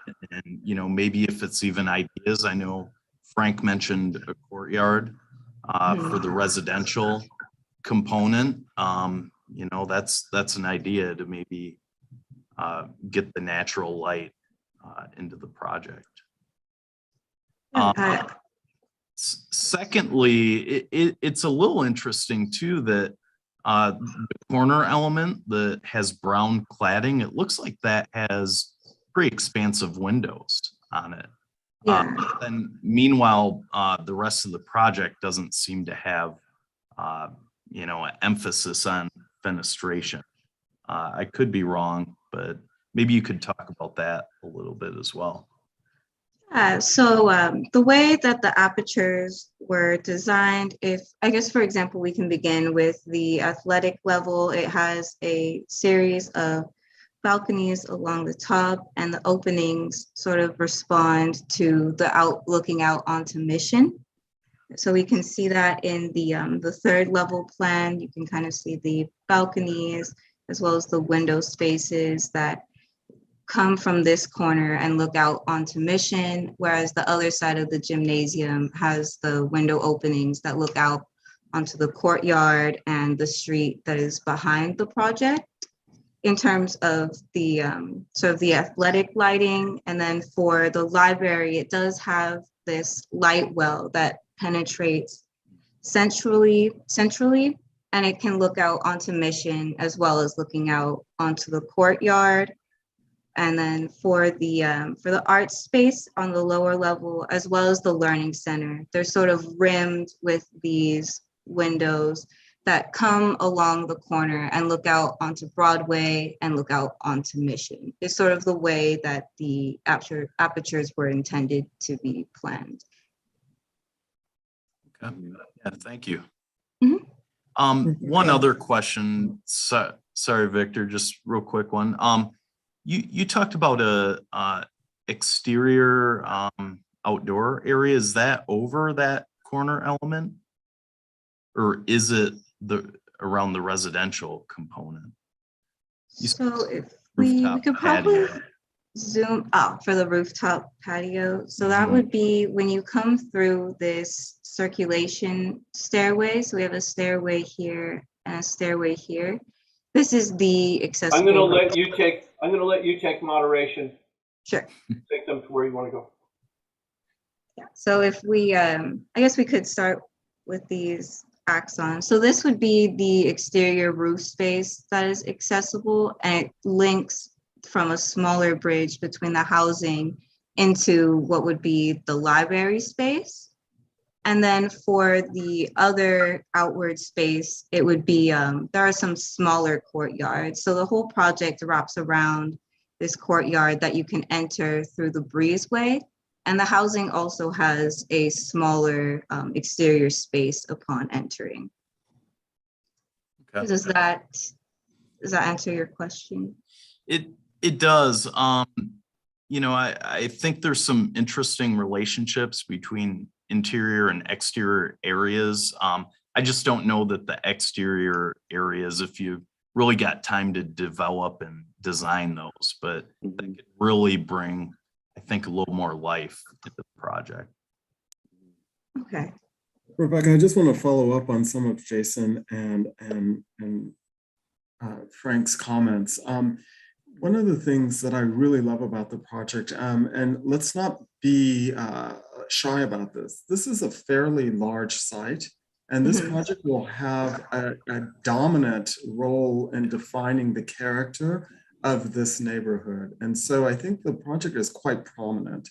And one of the things I appreciate the most is the atomization of the massing so that it doesn't look like the Forever 21 warehouse in what is essentially a much more filigree part of the area.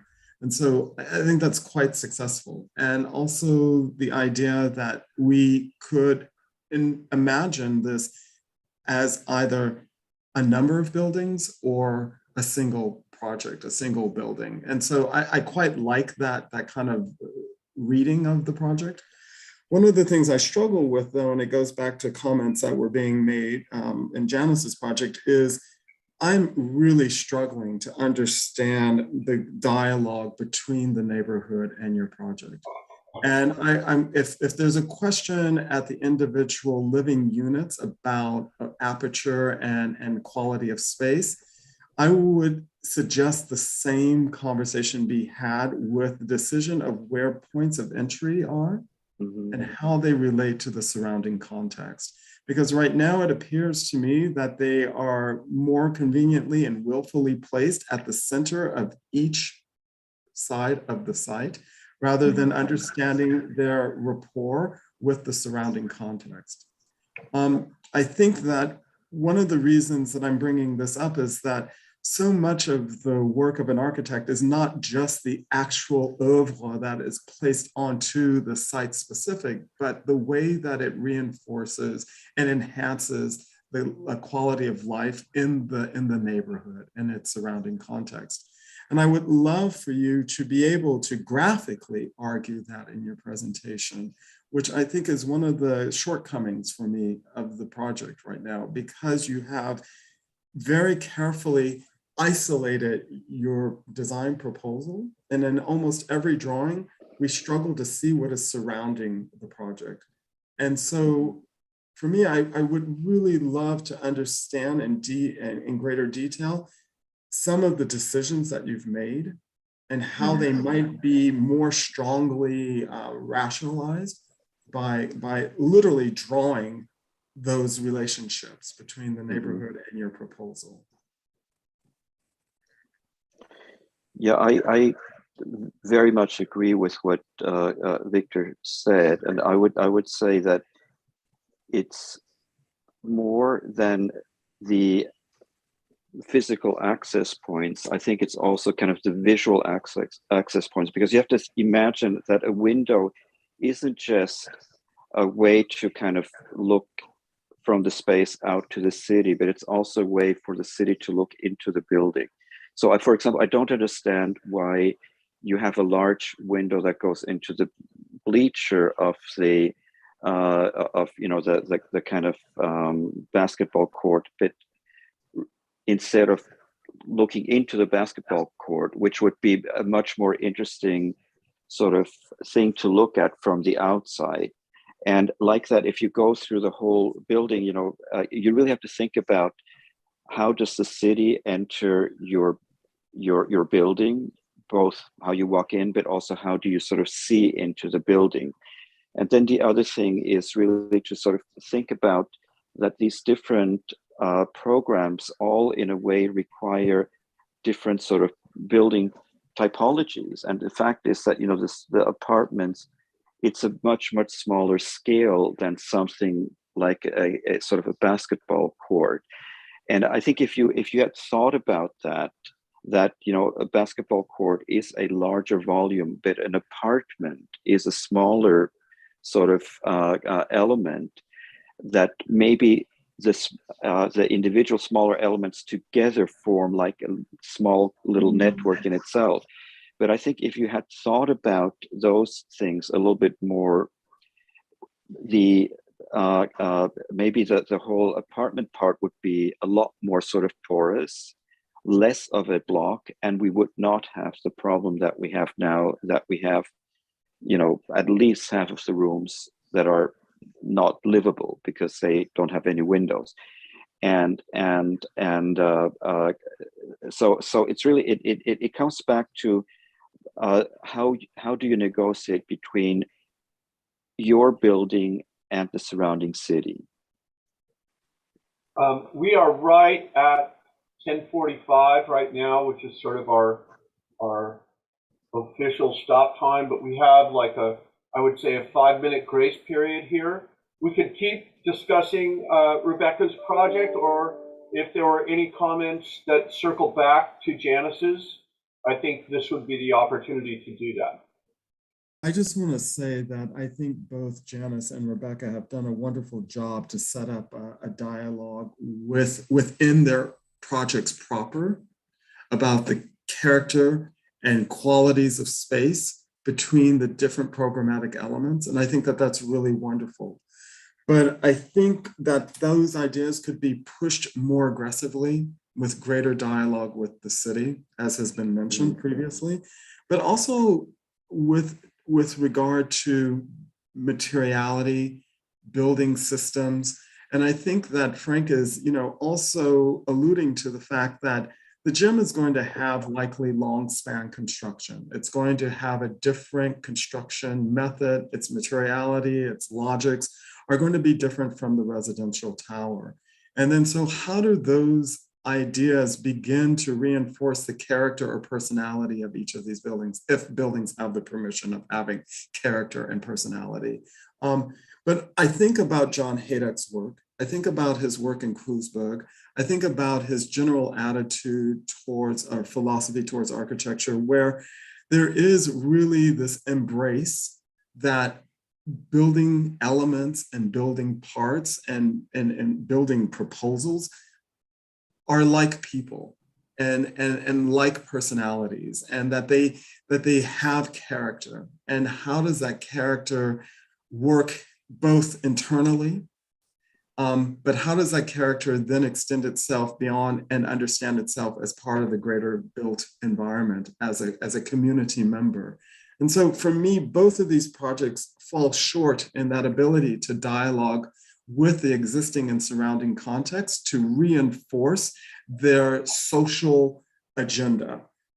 Because there is the collective spirit, which we could extend conceptually beyond the site proper to the rest of the surrounding context.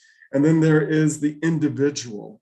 And so I think the projects are working well at the individual level, or we begin to understand them more clearly at the individual level, but we don't understand them and their role at the collective level, and how they dialogue with the city, the surrounding context, how decisions were made relative to the surrounding context, whether that be, the building massings or the materiality, or in the instance of Janice, the circulation and movement from points outside of the site onto the site and through the site.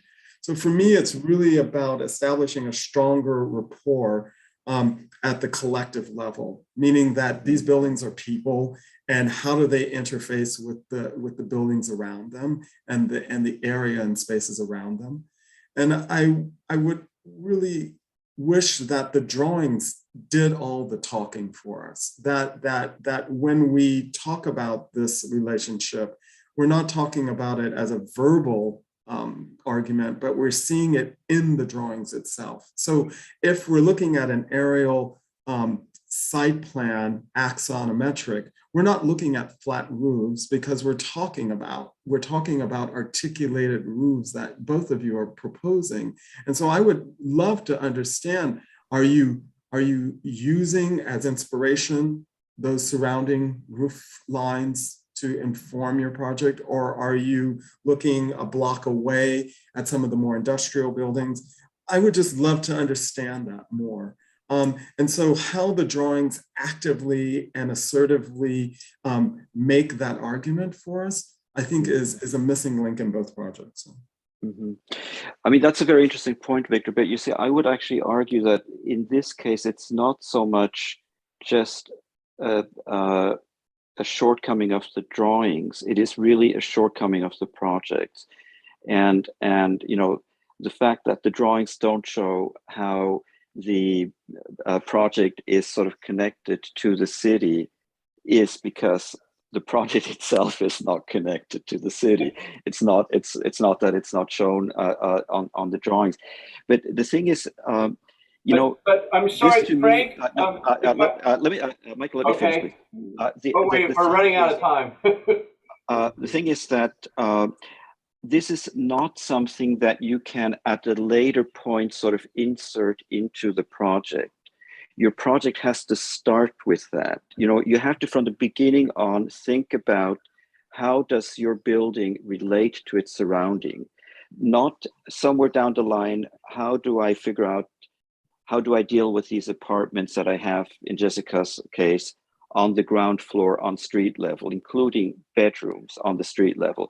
So if you start your project with these questions that Victor sort of articulated, you don't end up with a situation that later down the line that you have to try to sort of resolve with some architectural trick.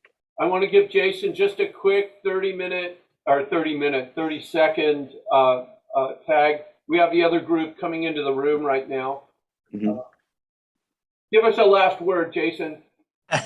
I think Frank and Victor really hit it with the context thing. You know, there's a couple ways to look at context. One is in a positive realm. You know, Rebecca is across from a very industrial large building. So, you know, rather than embrace that, I think you do still have to take a stance somehow. You know, I also think that, again, going back to the ground floor / site plans, those would be really important to show circulation internally and externally.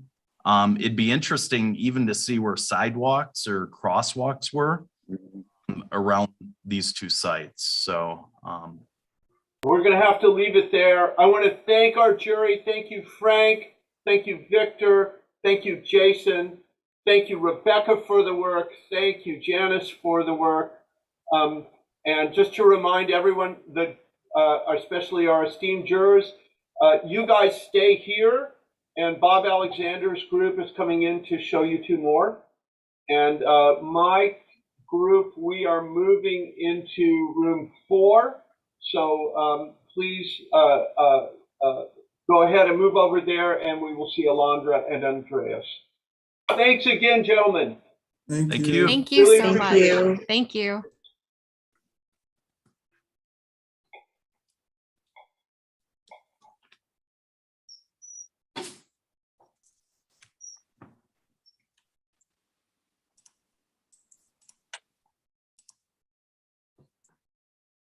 Frank, I'm forewarning you. I'm going to kidnap you and Robbie, and we're going to do something fun together this summer. That sounds very good. Are you going to France at some point this summer? We're leaving next Sunday, actually. We're going to do a project just north of Lisbon for a client. So we're going to do a site visit there and then run to Paris and restore our cultural identities. How long are you going to be in Paris? We'll be there through June 10th, I think. Ah. Yeah. Are you guys coming just after June 10th? Is that the problem? Well, June 21st, but we're going to Zurich. Okay. We'll have to In continue. 2023, we're going to actually consult one another about our travel schedules so we can cross paths. Hello. Hi, Bob. How are you? Hi, Frank. Hi, Victor. Hello, Jason. My name is Bob Alexander. I'm an associate professor of the Department of Architecture and one of the teachers, instructors for senior project. So I just wanted to introduce myself. I know you've already been introduced in this group. Kaylee, is Kaylee?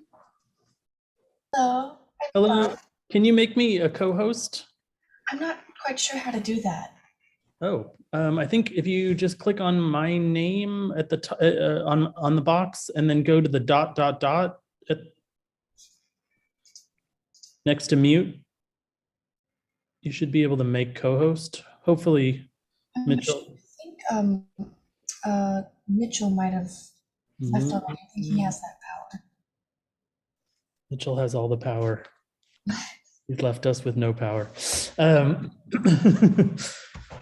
Mitchell. All right. So, well, anyway, so I guess I just wanted to introduce our project. Ours is sort of in the same genre as the one you just saw for Mitchell's class, but on a completely different site. So I'd like to introduce the site.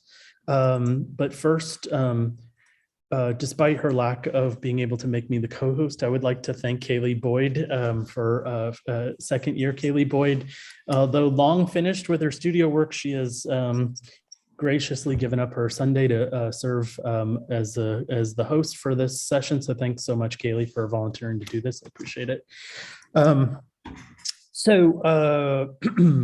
My senior project studio this year explored the architectural and urban conditions found at the northern edge of the Los Angeles Trade Technical College's campus. So those of you familiar with downtown Los Angeles, this is basically at it's south of the 10 freeway and east of the 110 freeway, where the former Expo line and former Blue line bifurcate to become to go to Long Beach or go to Santa Monica. So down the middle of, yes, Victor? Sorry to interrupt. I just spoke with Mitchell. He's made you co-host. Oh, okay, thank you. Good to know. Thanks, Victor. I saw it though. Thank you. I'm not sure if anybody, if any of you have all been to the LATTC campus, but it's basically a kind of LAUSD campus that is fortified, for lack of a better word, with very controlled entrances. And on the north side of the campus is a very hard barrier, which is the Washington Boulevard, which actually has the blue line running through the middle of it. Our sites dealt with the western side of the campus and the northern side of the campus. So there's Grand Avenue Metro stop there, and then on the left, left-hand side, the west side of the site, there's I think the Figueroa stop for the Expo line. So the campus is actually really adequately served and kind of serves as a hub for arterial transportation in Los Angeles, both vehicular and public transportation.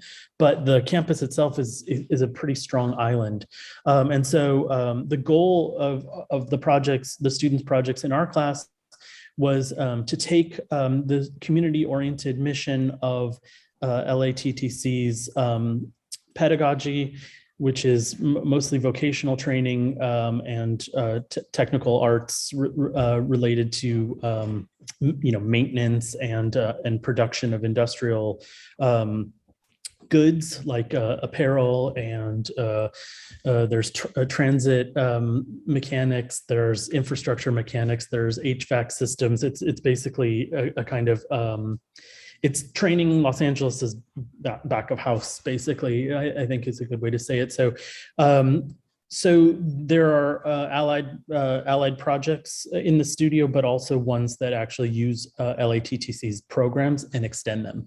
So those are a couple that you'll be seeing today.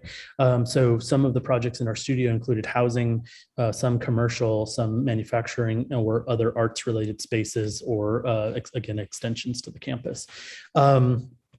So I always forget to mention this, and I was very grateful for you and Brenda in the last session for reminding me to tell you all, and I'm sure Mitchell told you all this, that the scope of this project is really a capstone senior project. So it is to be taken as a comprehensive project. The students did site research, zoning research, code research. They delved into structural systems beyond just sort of the building form. They were asked to deal with technical issues related to building. So I just wanted to put that out on the table, that all that is sort of fair game to discuss in the context of our studio today. So without further ado, we're right on time. Excuse me, Bob, can I ask just one question? When you mentioned extensions to the campus, are these sort of like satellites that are outside of the campus and further away in the neighborhood? Is that how we are supposed to understand it? Our studio sites are directly adjacent, but some programs you'll see are trying to bridge a street, which is almost like in another neighborhood, because the edges are so dangerous, for lack of a better word. Thank you. Yeah. Thank you. So June, are you ready? June, the Zoom is yours. Okay, Bob.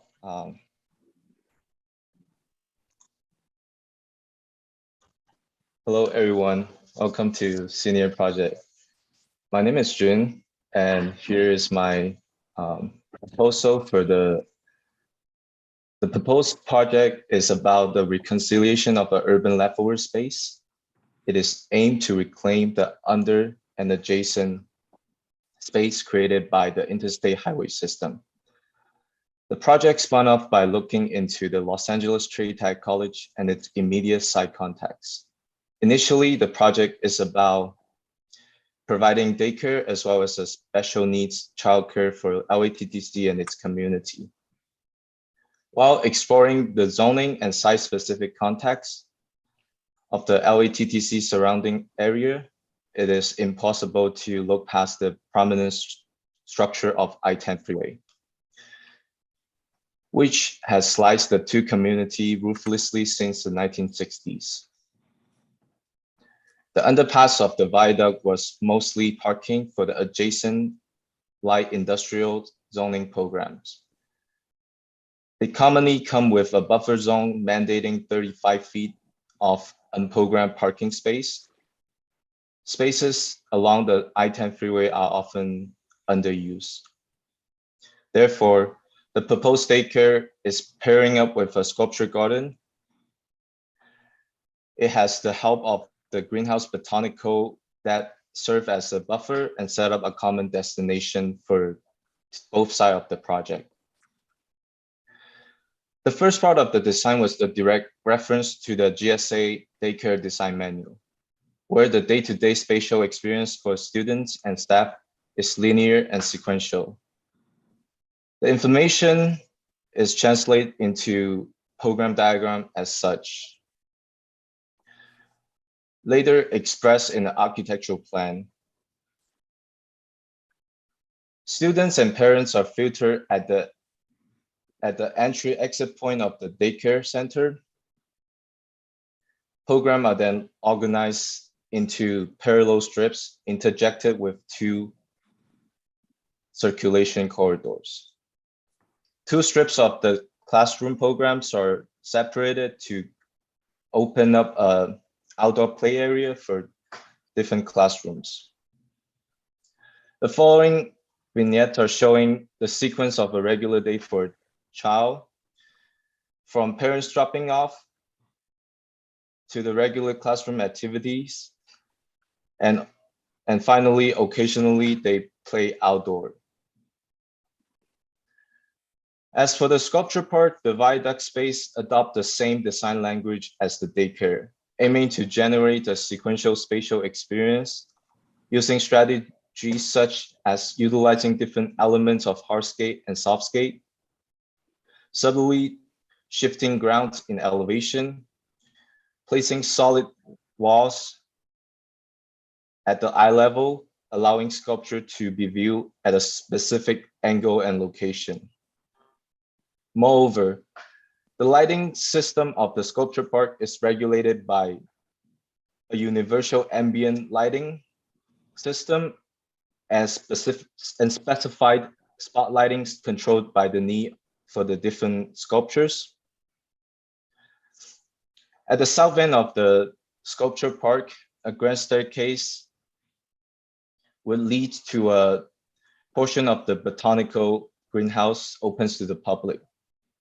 Finally, the landscape integration ends with the path on the south end of the daycare by interacting with the perimeter of the daycare space, creating momentary relief on both sides of the solid fence wall. Reading the project in section, the site-specific problems have rendered themselves. For one, the north side freeway constantly generates a high decibel level of noise. An architectural intervention is needed for a safe childcare environment. Instead of an empty, underused buffer zone, the botanical greenhouse was proposed. What it has generously created is an open greenery space on the second level of the ground. To provide an adequate sunlight for the greenhouse, the second floor green play area is placed to separate the building mass from the botanical garden. As for the sound performance side, the acoustic glass wall for the botanical garden is 20 degrees slanted inward, pairing along with 1 mile long glass sound barrier to deflect the noise. The greenhouse garden has bounded the private and the public into this urban leftover fabric. And it also helps mitigate the on-site sound pollution. On the other hand, on the flip side of the facade that faces the freeway, one has a large amount of southern exposure. Fixed sunscreen were then placed at the strategic location of the facade to diffuse sunlight. The sunscreen added an extra layer to the facade, altering the transparency and opaqueness of the southern facade. Skylights are also implemented to utilize natural lighting resource. The glass acoustic sound wall and the sunscreen combined become the thermal enclosure and the skin of the daycare, protecting the children from outside hazardous environment. To conclude the proposal, this project is set out to reclaim the urban leftover space, re-engage different user groups, and activate the city's fabric that were overshadowed by the monstrous infrastructures. It is achieved through using architectural strategies to mitigate on-site sound pollution, posing a discussion for our city's future built environment. Thank you. Shun, can I just ask a quick question just to better understand this? The sculpture garden is under the freeway, is that correct? Yes. And that's basically that's outdoors. It's just a covered outdoor space. Is that correct? Yes. Okay. And would you mind going back to kind of your main section to just I want to study that again. Got it. Okay. Great, great. I love this project. There's a lot of things that I think are really, really interesting about that. One, is that the least important bit I want to mention at first is it's graphically, it's very, very clear and seductive. It's you know, it's something that you want to look at and enjoy. So that's a side bit. But you know, you are actually addressing an issue that exists not only here, but in large parts of the city, where, you know, freeways that were introduced in the 50s and 60s sort of bisected the city, and nobody ever thought really of the space underneath and how this sort of boundary could actually be a bridge, and how one could sort of start to weave again together the city under or above these sort of cuts that were made through the city. And the other thing that I really like about this project is that it's also thought of as, if I am driving on this freeway, this sort of glass wall is going to be a very clear sort of billboard in a way of, this is what is happening here. Normally there is this sort of kind of separation of you're on the freeway on a completely different sort of infrastructure system. You have very little idea about what goes on in the city that you're driving through. Sometimes there are buildings you recognize, but very often there isn't. And I think the fact that this becomes in a way a you know, this kind of marker or this sign to, this is where the LATTC is also very clever. I like how careful you thought about what the different spaces can be used for, the kind of the covered outdoor space that becomes something of a park where maybe people can come and have lunch, but it's also kind of the entrance that filters to the whole complex, and then by extension to the LATTC. I love the idea of this sort of elongated greenhouse that is both a buffer, a screen, but also kind of a filter to sort of see through and see into the different parts, how it sort of moves from the ground plane into the sort of taller element that is this greenhouse, and then connects the art to the nursery.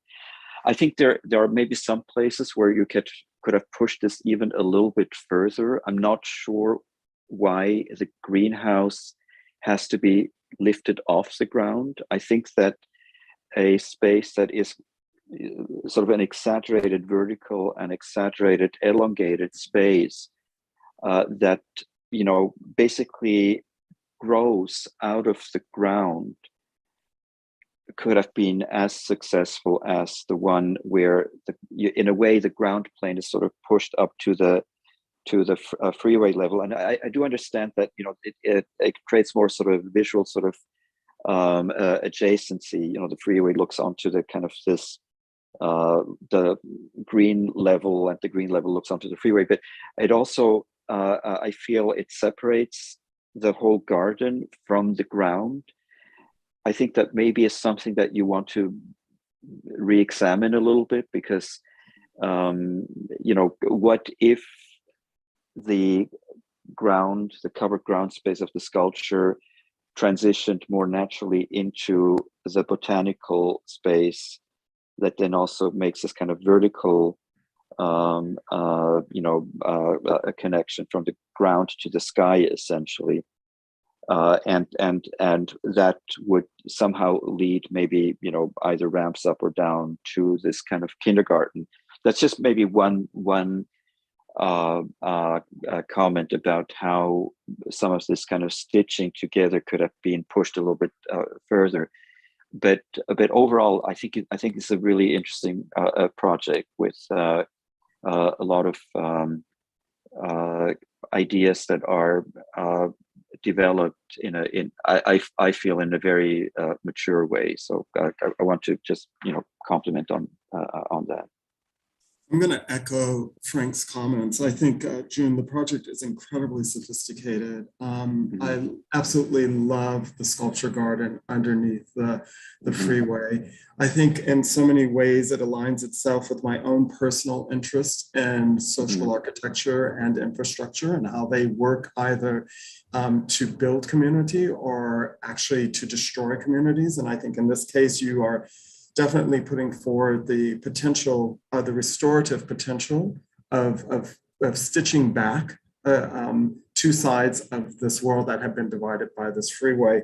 I also really love the fact that you are with all your might, trying to dignify a kind of demographic and class of individual that, you know, Bob has so aptly described as the new back of house people that live in Los Angeles. I think one of the things that I find so toxic and unattractive about American culture is that everybody wants to aspire to becoming Kim Kardashian, and that the working class has been stripped of any of its like ability to have a culture and kind of an established culture that becomes attractive and inspiring. And so instead of all of us wanting to become the richest, the most fabulous, the most visible, you know, there are countries that have worked diligently at dismantling this pyramid scheme and that offer a kind of, you know, a cultural expression at all levels of society. And I think most of those are Europeans, which have already lived through the horrors of a kind of inequity, whether if it's 15th century France or, you know, late 1940s Germany. And we all know the inevitable outcomes of depriving people of dignity in their lives. And so I think your project hits at the heart of that. I absolutely agree with Frank's comment about, and what I really see as this kind of Roche Dinkeloo kind of, you know, it's the cousin to the Met edition by Roche Dinkeloo in the Central Park.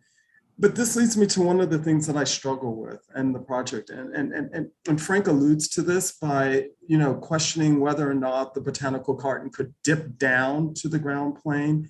And continue that degree of porosity. In many ways, I see your project as a hybrid project between a field typology and a figure typology.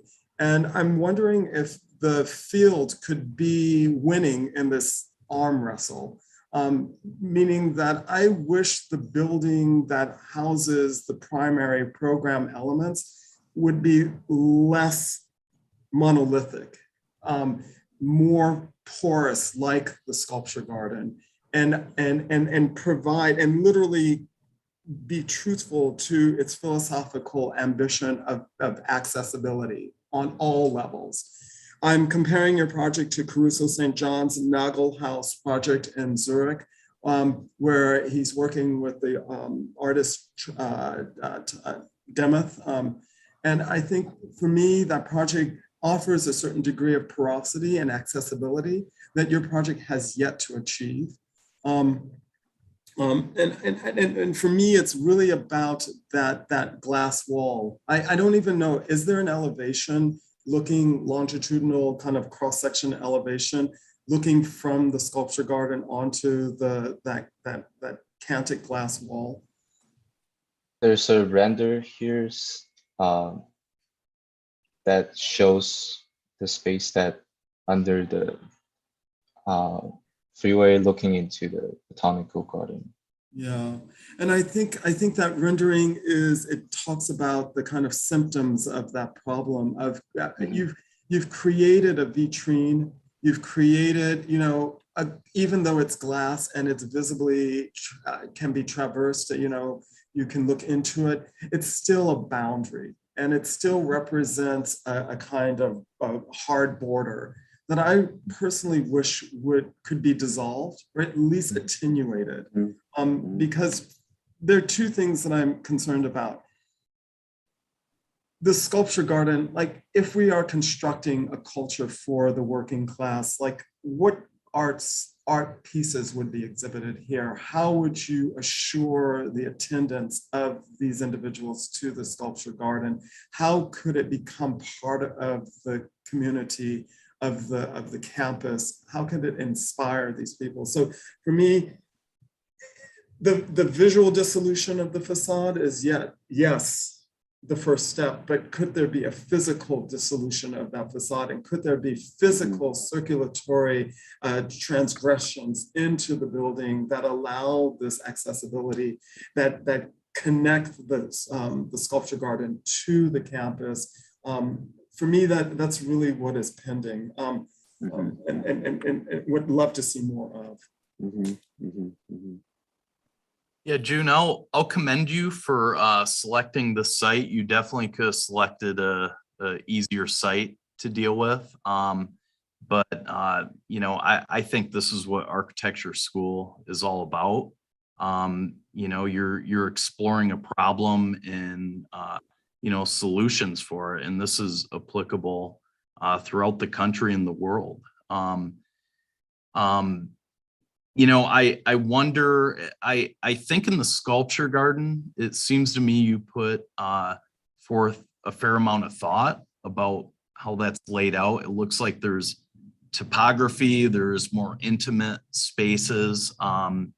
Maybe you can talk a little bit more about how you approach that, but I'm also curious, with the perimeter of the sculpture garden, how that's addressed, and is it just walled off? Is it open to the other areas, which aren't that great? It's just the area below the freeways. So could you talk a little bit more in detail about the design of the sculpture garden? Yes, when I designed the sculpture garden, I utilized the same grid system that I established in the daycare. And my idea was to create different layers using elements of sand, waters, and dirt to transition people slowly to the space. And there's no wall except for the pathway that was already there. And I also utilize walls and light posts to shield some of the sculpture and allow viewers to only view certain sculpture at a certain point of the project. And that's my approach to this landscape part.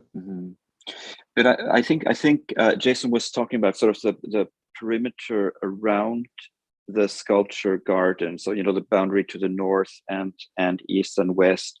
How do you see that? I would think that this definitely definitely testing the water. So I think after this, I think it would starting to expand and take over other level space under the bridge and expanding across the roads and even expand to the adjacent lots that were not included in this project. Yeah. But I would love to go back to what Victor said, because he's absolutely right about, while on one hand the project overall is sort of blurring the kind of larger boundaries in the city, it does set up within itself between different areas very, very clear boundaries. And I think Victor's absolutely right about the glass wall that comes down to the ground clearly separates sculpture from greenhouse. And I wonder if there was something that I at least overlooked. Is there a road that runs on the ground floor parallel to the 10, just kind of between the sculpture garden and the nursery. Is it that's there's traffic there, or how does that Yes. how does that work? There's traffic there. Okay. Yeah, I failed to mention it in my presentation, but this one is dedicated to the daycare program, so that it helps parents to drop off and also provide a parking space underneath the sculpture garden to replace I see. the And, yeah. I'm sorry to interrupt, but is it sort of a just a drop off, or is there actually traffic? People that are just moving from east to west. It's just drop off on ground It's- floor. yeah. So there is no actual street there running. Yeah, it's running an along there. invented street that I proposed to this project. Great.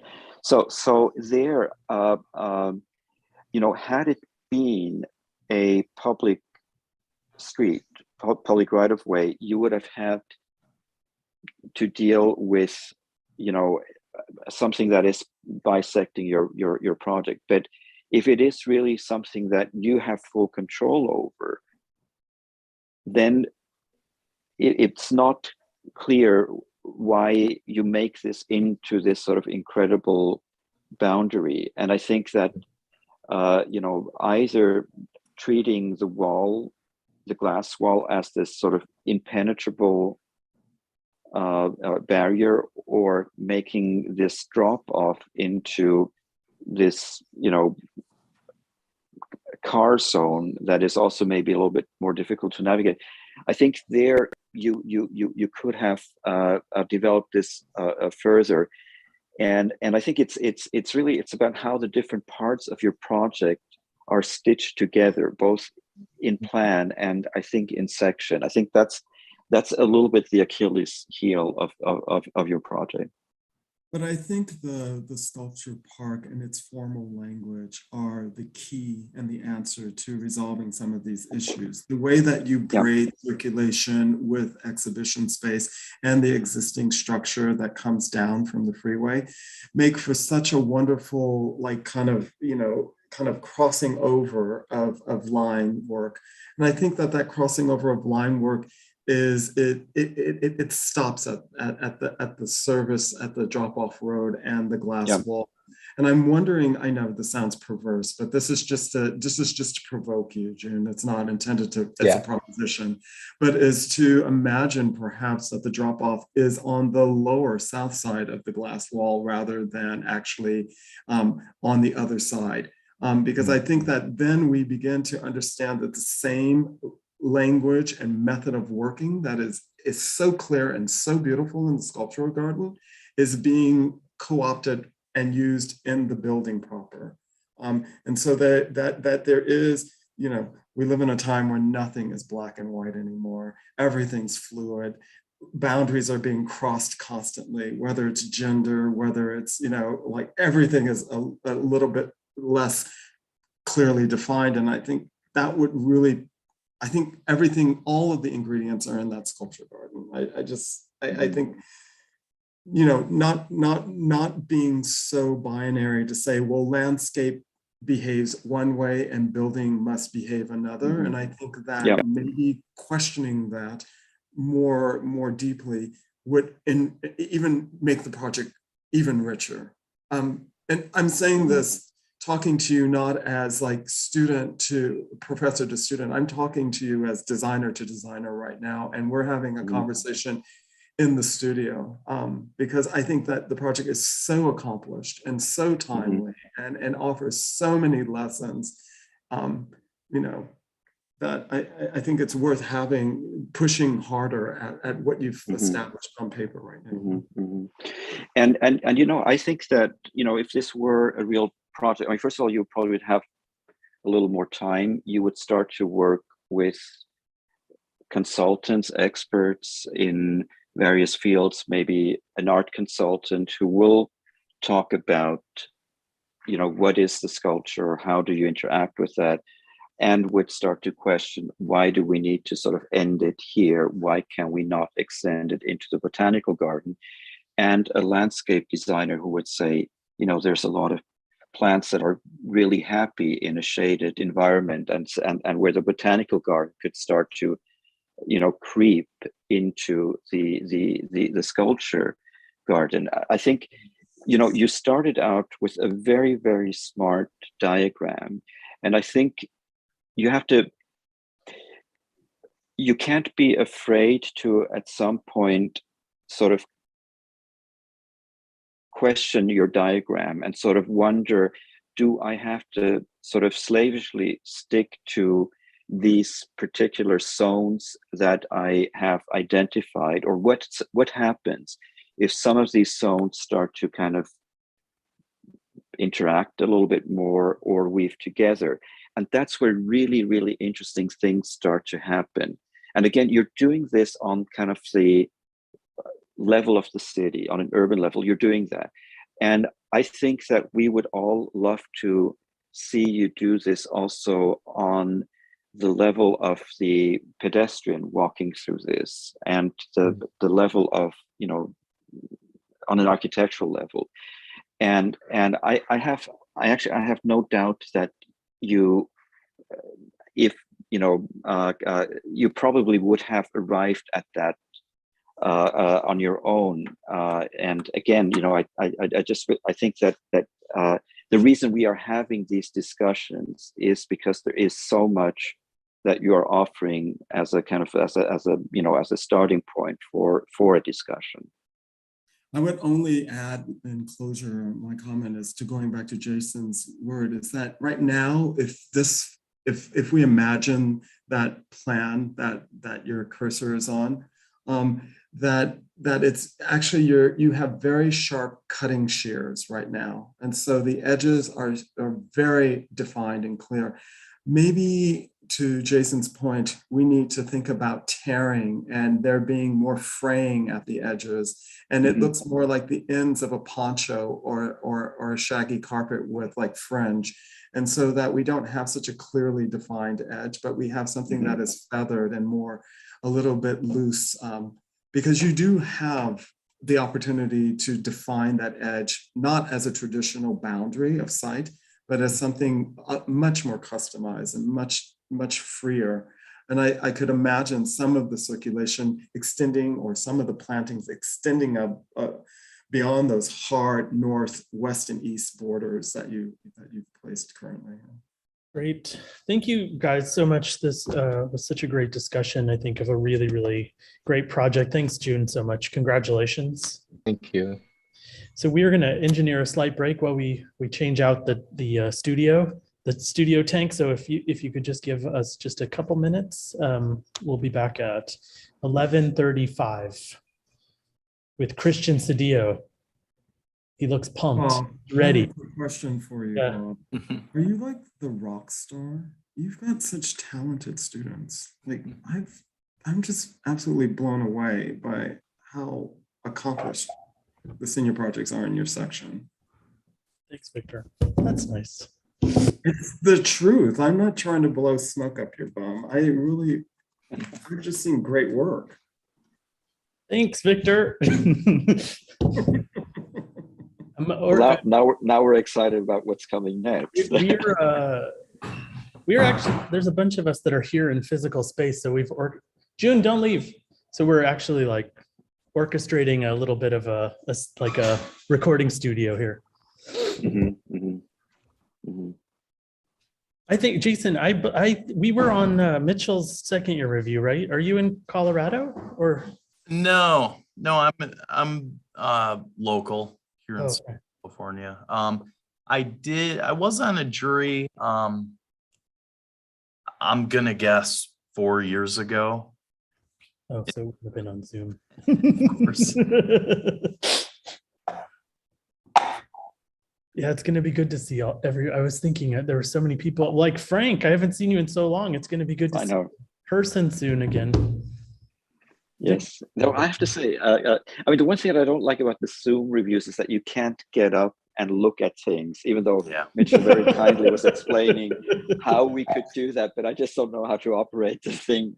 But there is, you know, there is actually kind of a really nice way of, you know, how we look at things and how we meet with people, and so I'm not completely opposed to sort of like sticking to Zoom reviews. Yeah. So I miss seeing everyone. So it's just so I forgot to mention this, but we have a concept board, and so and I'm sorry to June, although it seemed like it wasn't really detrimental in people understanding his project, but I've posted the concept board so you can zoom in on pictures if you are on certain imagery. Christian has got a very retro background, max headroom. He's Christian's ready. So the Zoom is yours, Christian. Thank you.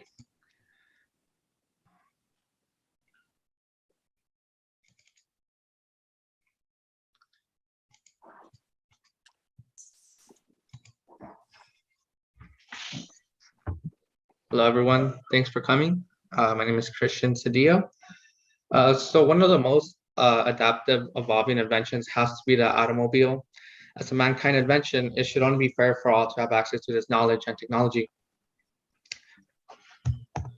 The project addresses the lack of spaces for DIY car work and automotive technology being advancement in the Los Angeles area. The program expands LATTC's automotive department, as well as provides a space where one can come to work on their personal vehicles. The project would provide a space where one can work on their cars, but also includes an automotive tool store and a space that could be used for the weekly car meets or cars and coffee. The Los Angeles is the home of many car enthusiasts, which means they work on old and new cars, mostly in their garages or often in abandoned parking lots. It can also be a side job for some, or even a passion as well. Alone, car repairs are a financial burden to some, and for others, they depend on these vehicles. Not only providing a space where one can work, but also providing tools, parts, and equipment that can benefit many of these car enthusiasts. With also expanding LATTC's automotive department into the focus of automotive technology, it can also open an era of expertise to new and old car mechanics due to the high dependency of electric car vehicles.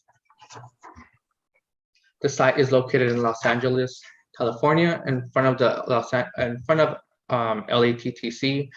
The site is located on Flower Street and 23rd Street, located near many downtown car dealerships. The program consists of automotive tech workstations, automotive tool store, cafe, and also many administrative programs such as offices, as well as a studio space, library, and break rooms dedicated to the automotive department. As well, you could see that middle pink space would be where the car meet and automotive public work area for the community would be located. The building consists of a precast slabs with light metal structure, as well as an upper cage structure that provides shading towards designated spaces, especially that middle work area. Pedestrians can enter the space towards the center middle of Flower Street, but the vehicles would enter either through 23rd and 22nd Street, entering either that middle workspace or that underground parking. At the top of the plan, here we see a cafe, shop, and automotive tools part store. Towards the middle is a flexible, unstructured work area that I have mentioned. This is where, towards the bottom of the working bays where these were intentionally placed at the street view, exposing an area of work that is usually at the back of a building, not really access to the public. Here is an enlarged plan where we can see that kind of openness where the space for the different car bays could evolve with the current technology trend in automotive design. This view, this would be like a view rendering of that space, the different kind of different bays that people could work on their cars. And then right next to is that middle workspace where one can park the car and do simple maintenance as they need. The middle space could also provide an option and accommodate different events for the community involving different car culture as well. In the second floor, we have offices for administration, as well as a library, studio spaces, and break area dedicated to the automotive department. Here in these studio spaces, students can work on rebuilds of different cars, parts, or even use it as a formal studio space or classroom space. Here we have another flexible another view and flexible event in that middle space where one could have car meets where people gather, the community gathers, and they all admire each other's vehicles. Now, when you're driving in Los Angeles, after paying attention to, other than paying attention to your surroundings, you pay attention to the car in front of you, which is the rear headlights. These are just different assemblies of how these taillights are attached to my building. The facade is made up of thousands of these taillights, creating a top view outline of the 110 and 10 freeway that's located behind the project.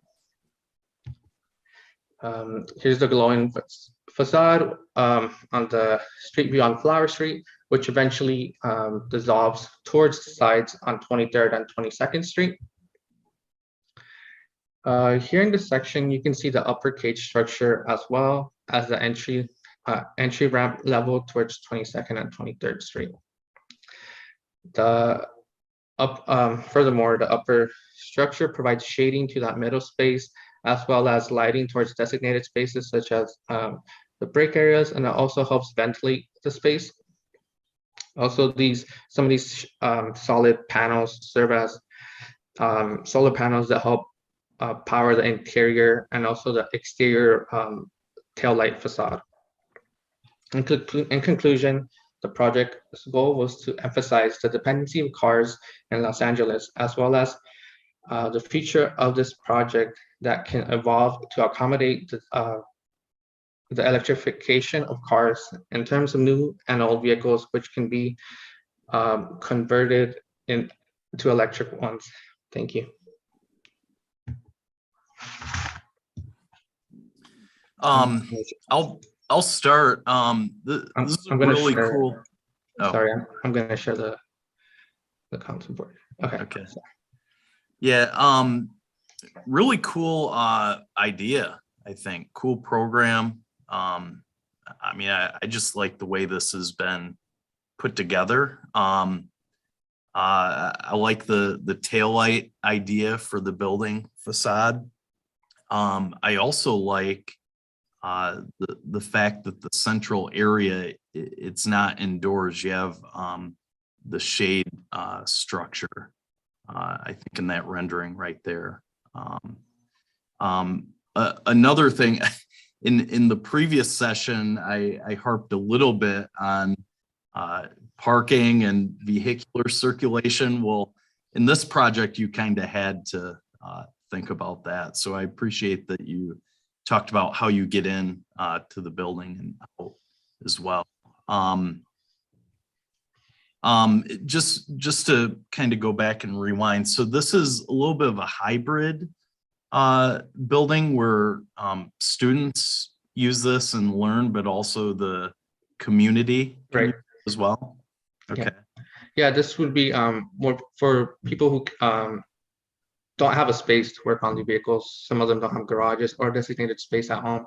This could provide a space for the community to come and work on these their personal vehicles.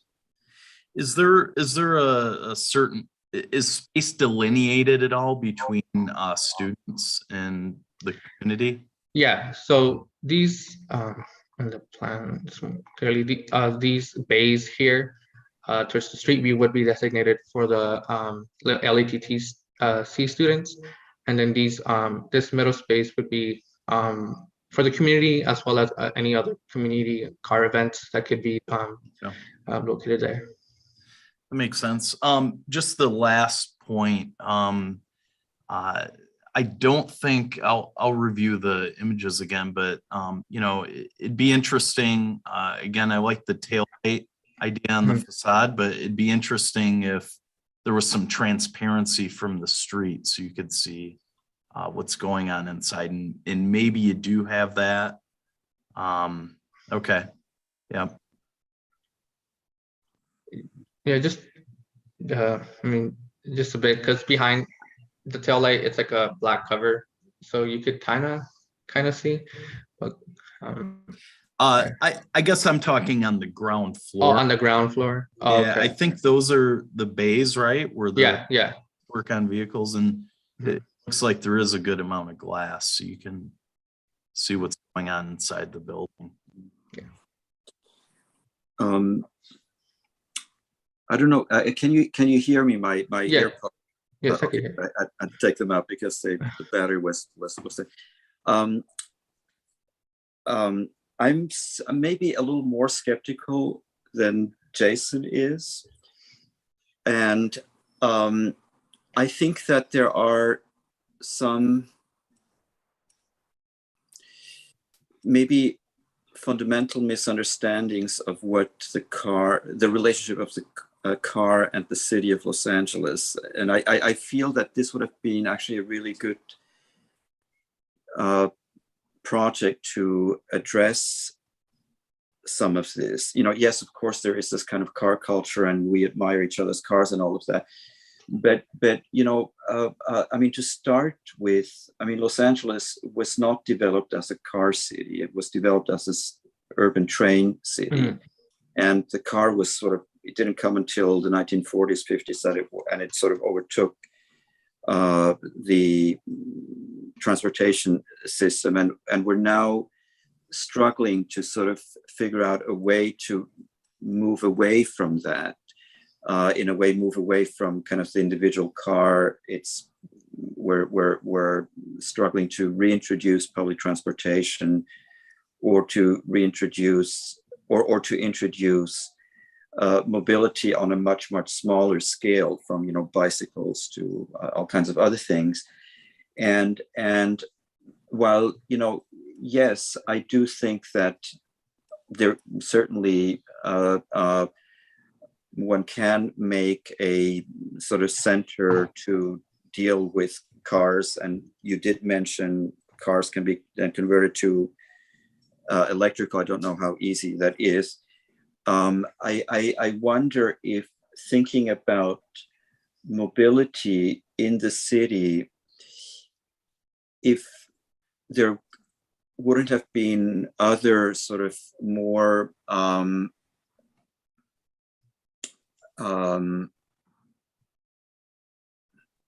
maybe more important avenues to explore. What you described, I know of you know, these sort of communal bike repair shops all over Europe. There's in Holland, there's in Germany, there's there, and I think that, you know, at this point where we are, sort of beginning of the 21st century, with all of the kind of environmental issues that we have to deal with, I think that we kind of collectively and individually, and as people who have something to say about how a city is developed and how a city can develop, I think that you know, there is certainly a good argument to be made to say, well, you know, we really should figure out a way to kind of wean ourselves off from, you know, from cars, and I feel that maybe was not explored enough. It was a little bit with the kind of sort of turning them into electric cars. there are some, yes, I think the tail light facade, it's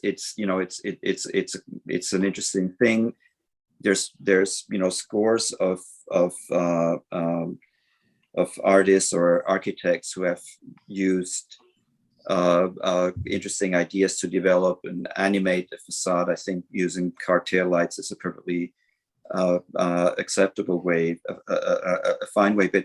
But to me, that sort of stays on this. That's like 6 inches deep. It doesn't. And I feel that you could have taken the whole examination of what are cars and what are cars to society a little bit deeper than just sort of leaving it at the facade. So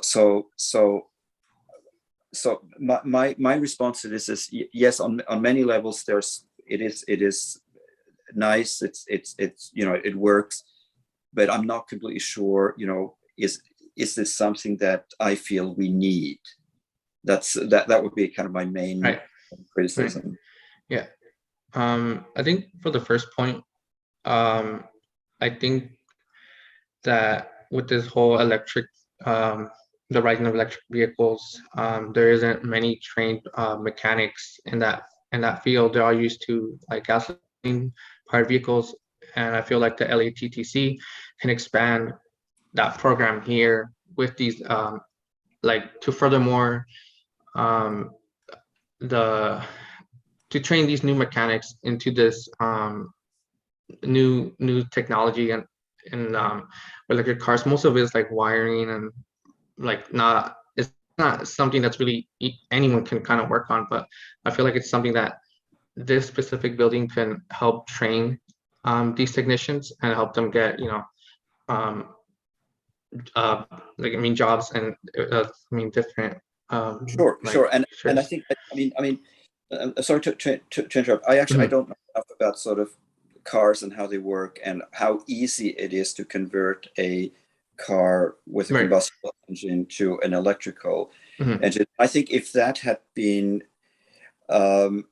you sort of kind of mentioned this very obliquely somewhere and at the very end, and I feel that if that had been sort of your main argument that this is something that we need to do, and we're not even addressing the fact where does all of the electricity come from, but and what happens to the batteries. But if you had made this into your kind of main argument, this is about figuring out how we can sort of move away from the combustible engine to a more contemporary mode, and I think I would have a lot less reservations about your project, because I do think that is something that is needed. But I know that would have looked like what your building looks like. This to me looks much more like a conventional garage, a car shop. Yes, it's open to to the side. I mean, the Pet Boys on Hollywood Boulevard is open to the sidewalk, and I don't know that the type of work that would happen in a facility like that would be translated into the kind of building that you are proposing. So I feel that even if this was part of your program, I'm not sure that you understood this well enough to translate that, and I'm not sure if the translation then actually was completely successful. Christian, I feel like Faye Dunaway in the movie Chinatown. I feel like I'm stuck between Jason's enthusiasm and Frank's skepticism on this. On one hand, I completely appreciate the idea that mechanics and auto repair are very much part of the culture of the institution, and they are very real. And many people often find their kind of livelihood, but also sense of purpose through the automobile and automotive repair. Something that might save someone from a long-term prison sentence becomes a mechanic. And so there is a kind of like, I understand and appreciate your kind of enthusiasm about this program. On the other hand, I do agree with Frank that I wish that there were greater opportunities to understand mobility in now and moving forward, and how this program plays a greater role in defining the future. But having said all of that, one of the things that I'm really struggling with, and this is going to be super weird, I feel very uncomfortable saying this, but is the contrast between the tailgate facade, and the actual activities that take place inside of the building as the actual event. And so on some level, this building seems to be in conflict with these two moves. On one hand, I really appreciate the kind of visibility. It reminds me of the Benihana kitchen in 1970. Let's open up the kitchen in the restaurant, and everybody, the event of cooking is going to be an added part of the dining experience. And so I totally understand and appreciate that. But I'm thinking about Mies van der Rohe's National Gallery as this perfect structure for exhibiting art to a broader public. You don't have to go into the building to see the art per se. You can experience it from the exterior. So it talks about, like, the degrees of interest in art as cultural expression, in the same way that you have this vast expanse opinion about car culture and what it means to, culturally and environmentally to the Los Angeles community. But then I'm also thinking about Jenny Holzer's installation at the National Gallery in the 1980s. I was trying to move quickly enough to get this image posted. I'm not as advanced as Bob. I can't do multiple things, think and move my fingers at the same time. But my point is that the Jenny Holzer installation at the National Gallery becomes an immersive experience that reinforces the transparency of the gallery, draws you into the gallery, and they complement one another in a way that I think right now the tailgate facade doesn't. It seems to be purely superficial. It seems to be at odds with the activity that you're displaying on the facade. And for me, that's the greatest problem of the project right now, that we cannot actually distill or how these two moves are, which one is the protagonist, which one is leading the conversation, how does one inform the other spatially, how does it support the other, and that's my real struggle, long-winded struggle. Sorry. Hey, Christian, quick question, sort of going back to Frank's comments, a little bit about technology. Did you do any research on LA Trade Tech's automotive program? The LATTCs, yeah. So I kind of looked at their syllabus of what classes they provide, and I saw that they only kind of offered 2 courses for technology, electric vehicles. So that's why I kind of wanted to kind of push that towards this project. Got it. Well, I love how Victor sort of in a few sentences, in one paragraph, sort of cites Faye Dunaway, Benihana, and Jenny Holzer. And Mies, though I don't agree with the Mies reference, because the Mies, as beautiful as the building is, it's not a perfect setting for art, because the structure that you see into it, basically a glorified lobby. You can't exhibit anything in there other than sculpture, and everything, the exhibition spaces are below. But to go back to the Benihana thing, I think that would be a really, really interesting reference. And Christine, you start out by saying that you want to have these spaces where the mechanical work is visible and you can see that. And I think that's actually really the key, that there is so much more than just kind of the actual mechanical work that goes into adapting a car or even making a car that would be as interesting to to show to the environment, and I would argue as important to show to the environment, because if you thought of your building as this is what this is what the future of the car has to be, this is what we need to do to, you know, survive, and this is what we need to do with all of the millions of cars that exist, I think that would be a extremely important teaching opportunity, not just to the students, but really to kind of the you know, the citizens at large. And I think if you had thought this through a little bit more, you would have had to, I think, come up with a very different expression of your building, and that really everything that happens in there has to be, you know, visible from the outside, has to be visible from the city, so that people understand, oh, this is what needs to be, this is what happens with cars, this is how you convert them, this is how we have to start thinking about new cars. And I think the, you know, the taillight facade, as nice as it is, you would have used this, you know, either in a smaller area or as a different thing. But I still maintain my sort of concerns about the project overall. Christian, I dropped that link into the chat for you. Let's make it easy. Okay. Sorry. That's okay. I think we should. Victor, did you have one more thing to say?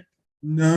I just want to let him know that I'm not making up stories. I dropped it in there for you. No, Yeah, Faye Dunaway, Penny Hanna, Jenny Holzer, Mies van der Rohe. Thank you, Victor. So I feel like we could have a studio called that next semester. Maybe that would be a fantastic topic studio. So thank you so much for your comments on Christian and June's projects. I really appreciated the fact that we inherited such a wonderful jury from Mitchell earlier. So thank you guys for attending, taking time out of your Sunday to attend our senior project reviews and participate in this really important part of closing out a capstone project and ultimately undergrad education for these guys. So I really, really appreciate it. And congratulations, Christian. I think you brought it to get a really, I think, a really solid discussion about your project. So thank you so much. Thank you, everybody. And we will please, I should tell the jury, if you're still in the mood to see more, you can follow the YouTube channels. Any of the studios are going to be available this afternoon. And thank you again for coming, and we'll see you all soon, hopefully in person. Thank you, everyone. Thank you. And do we stay in this space and we get new students, or what happens now? I think it's lunch. Oh, we're done. We're done. Was very good. I was staring at the screen, wondering what's going on. Well, very good to see you, Bob. And it was good to see you. Yeah, and Jason and Victor will connect and continue this. See you. Say hi to Robbie. Thank you.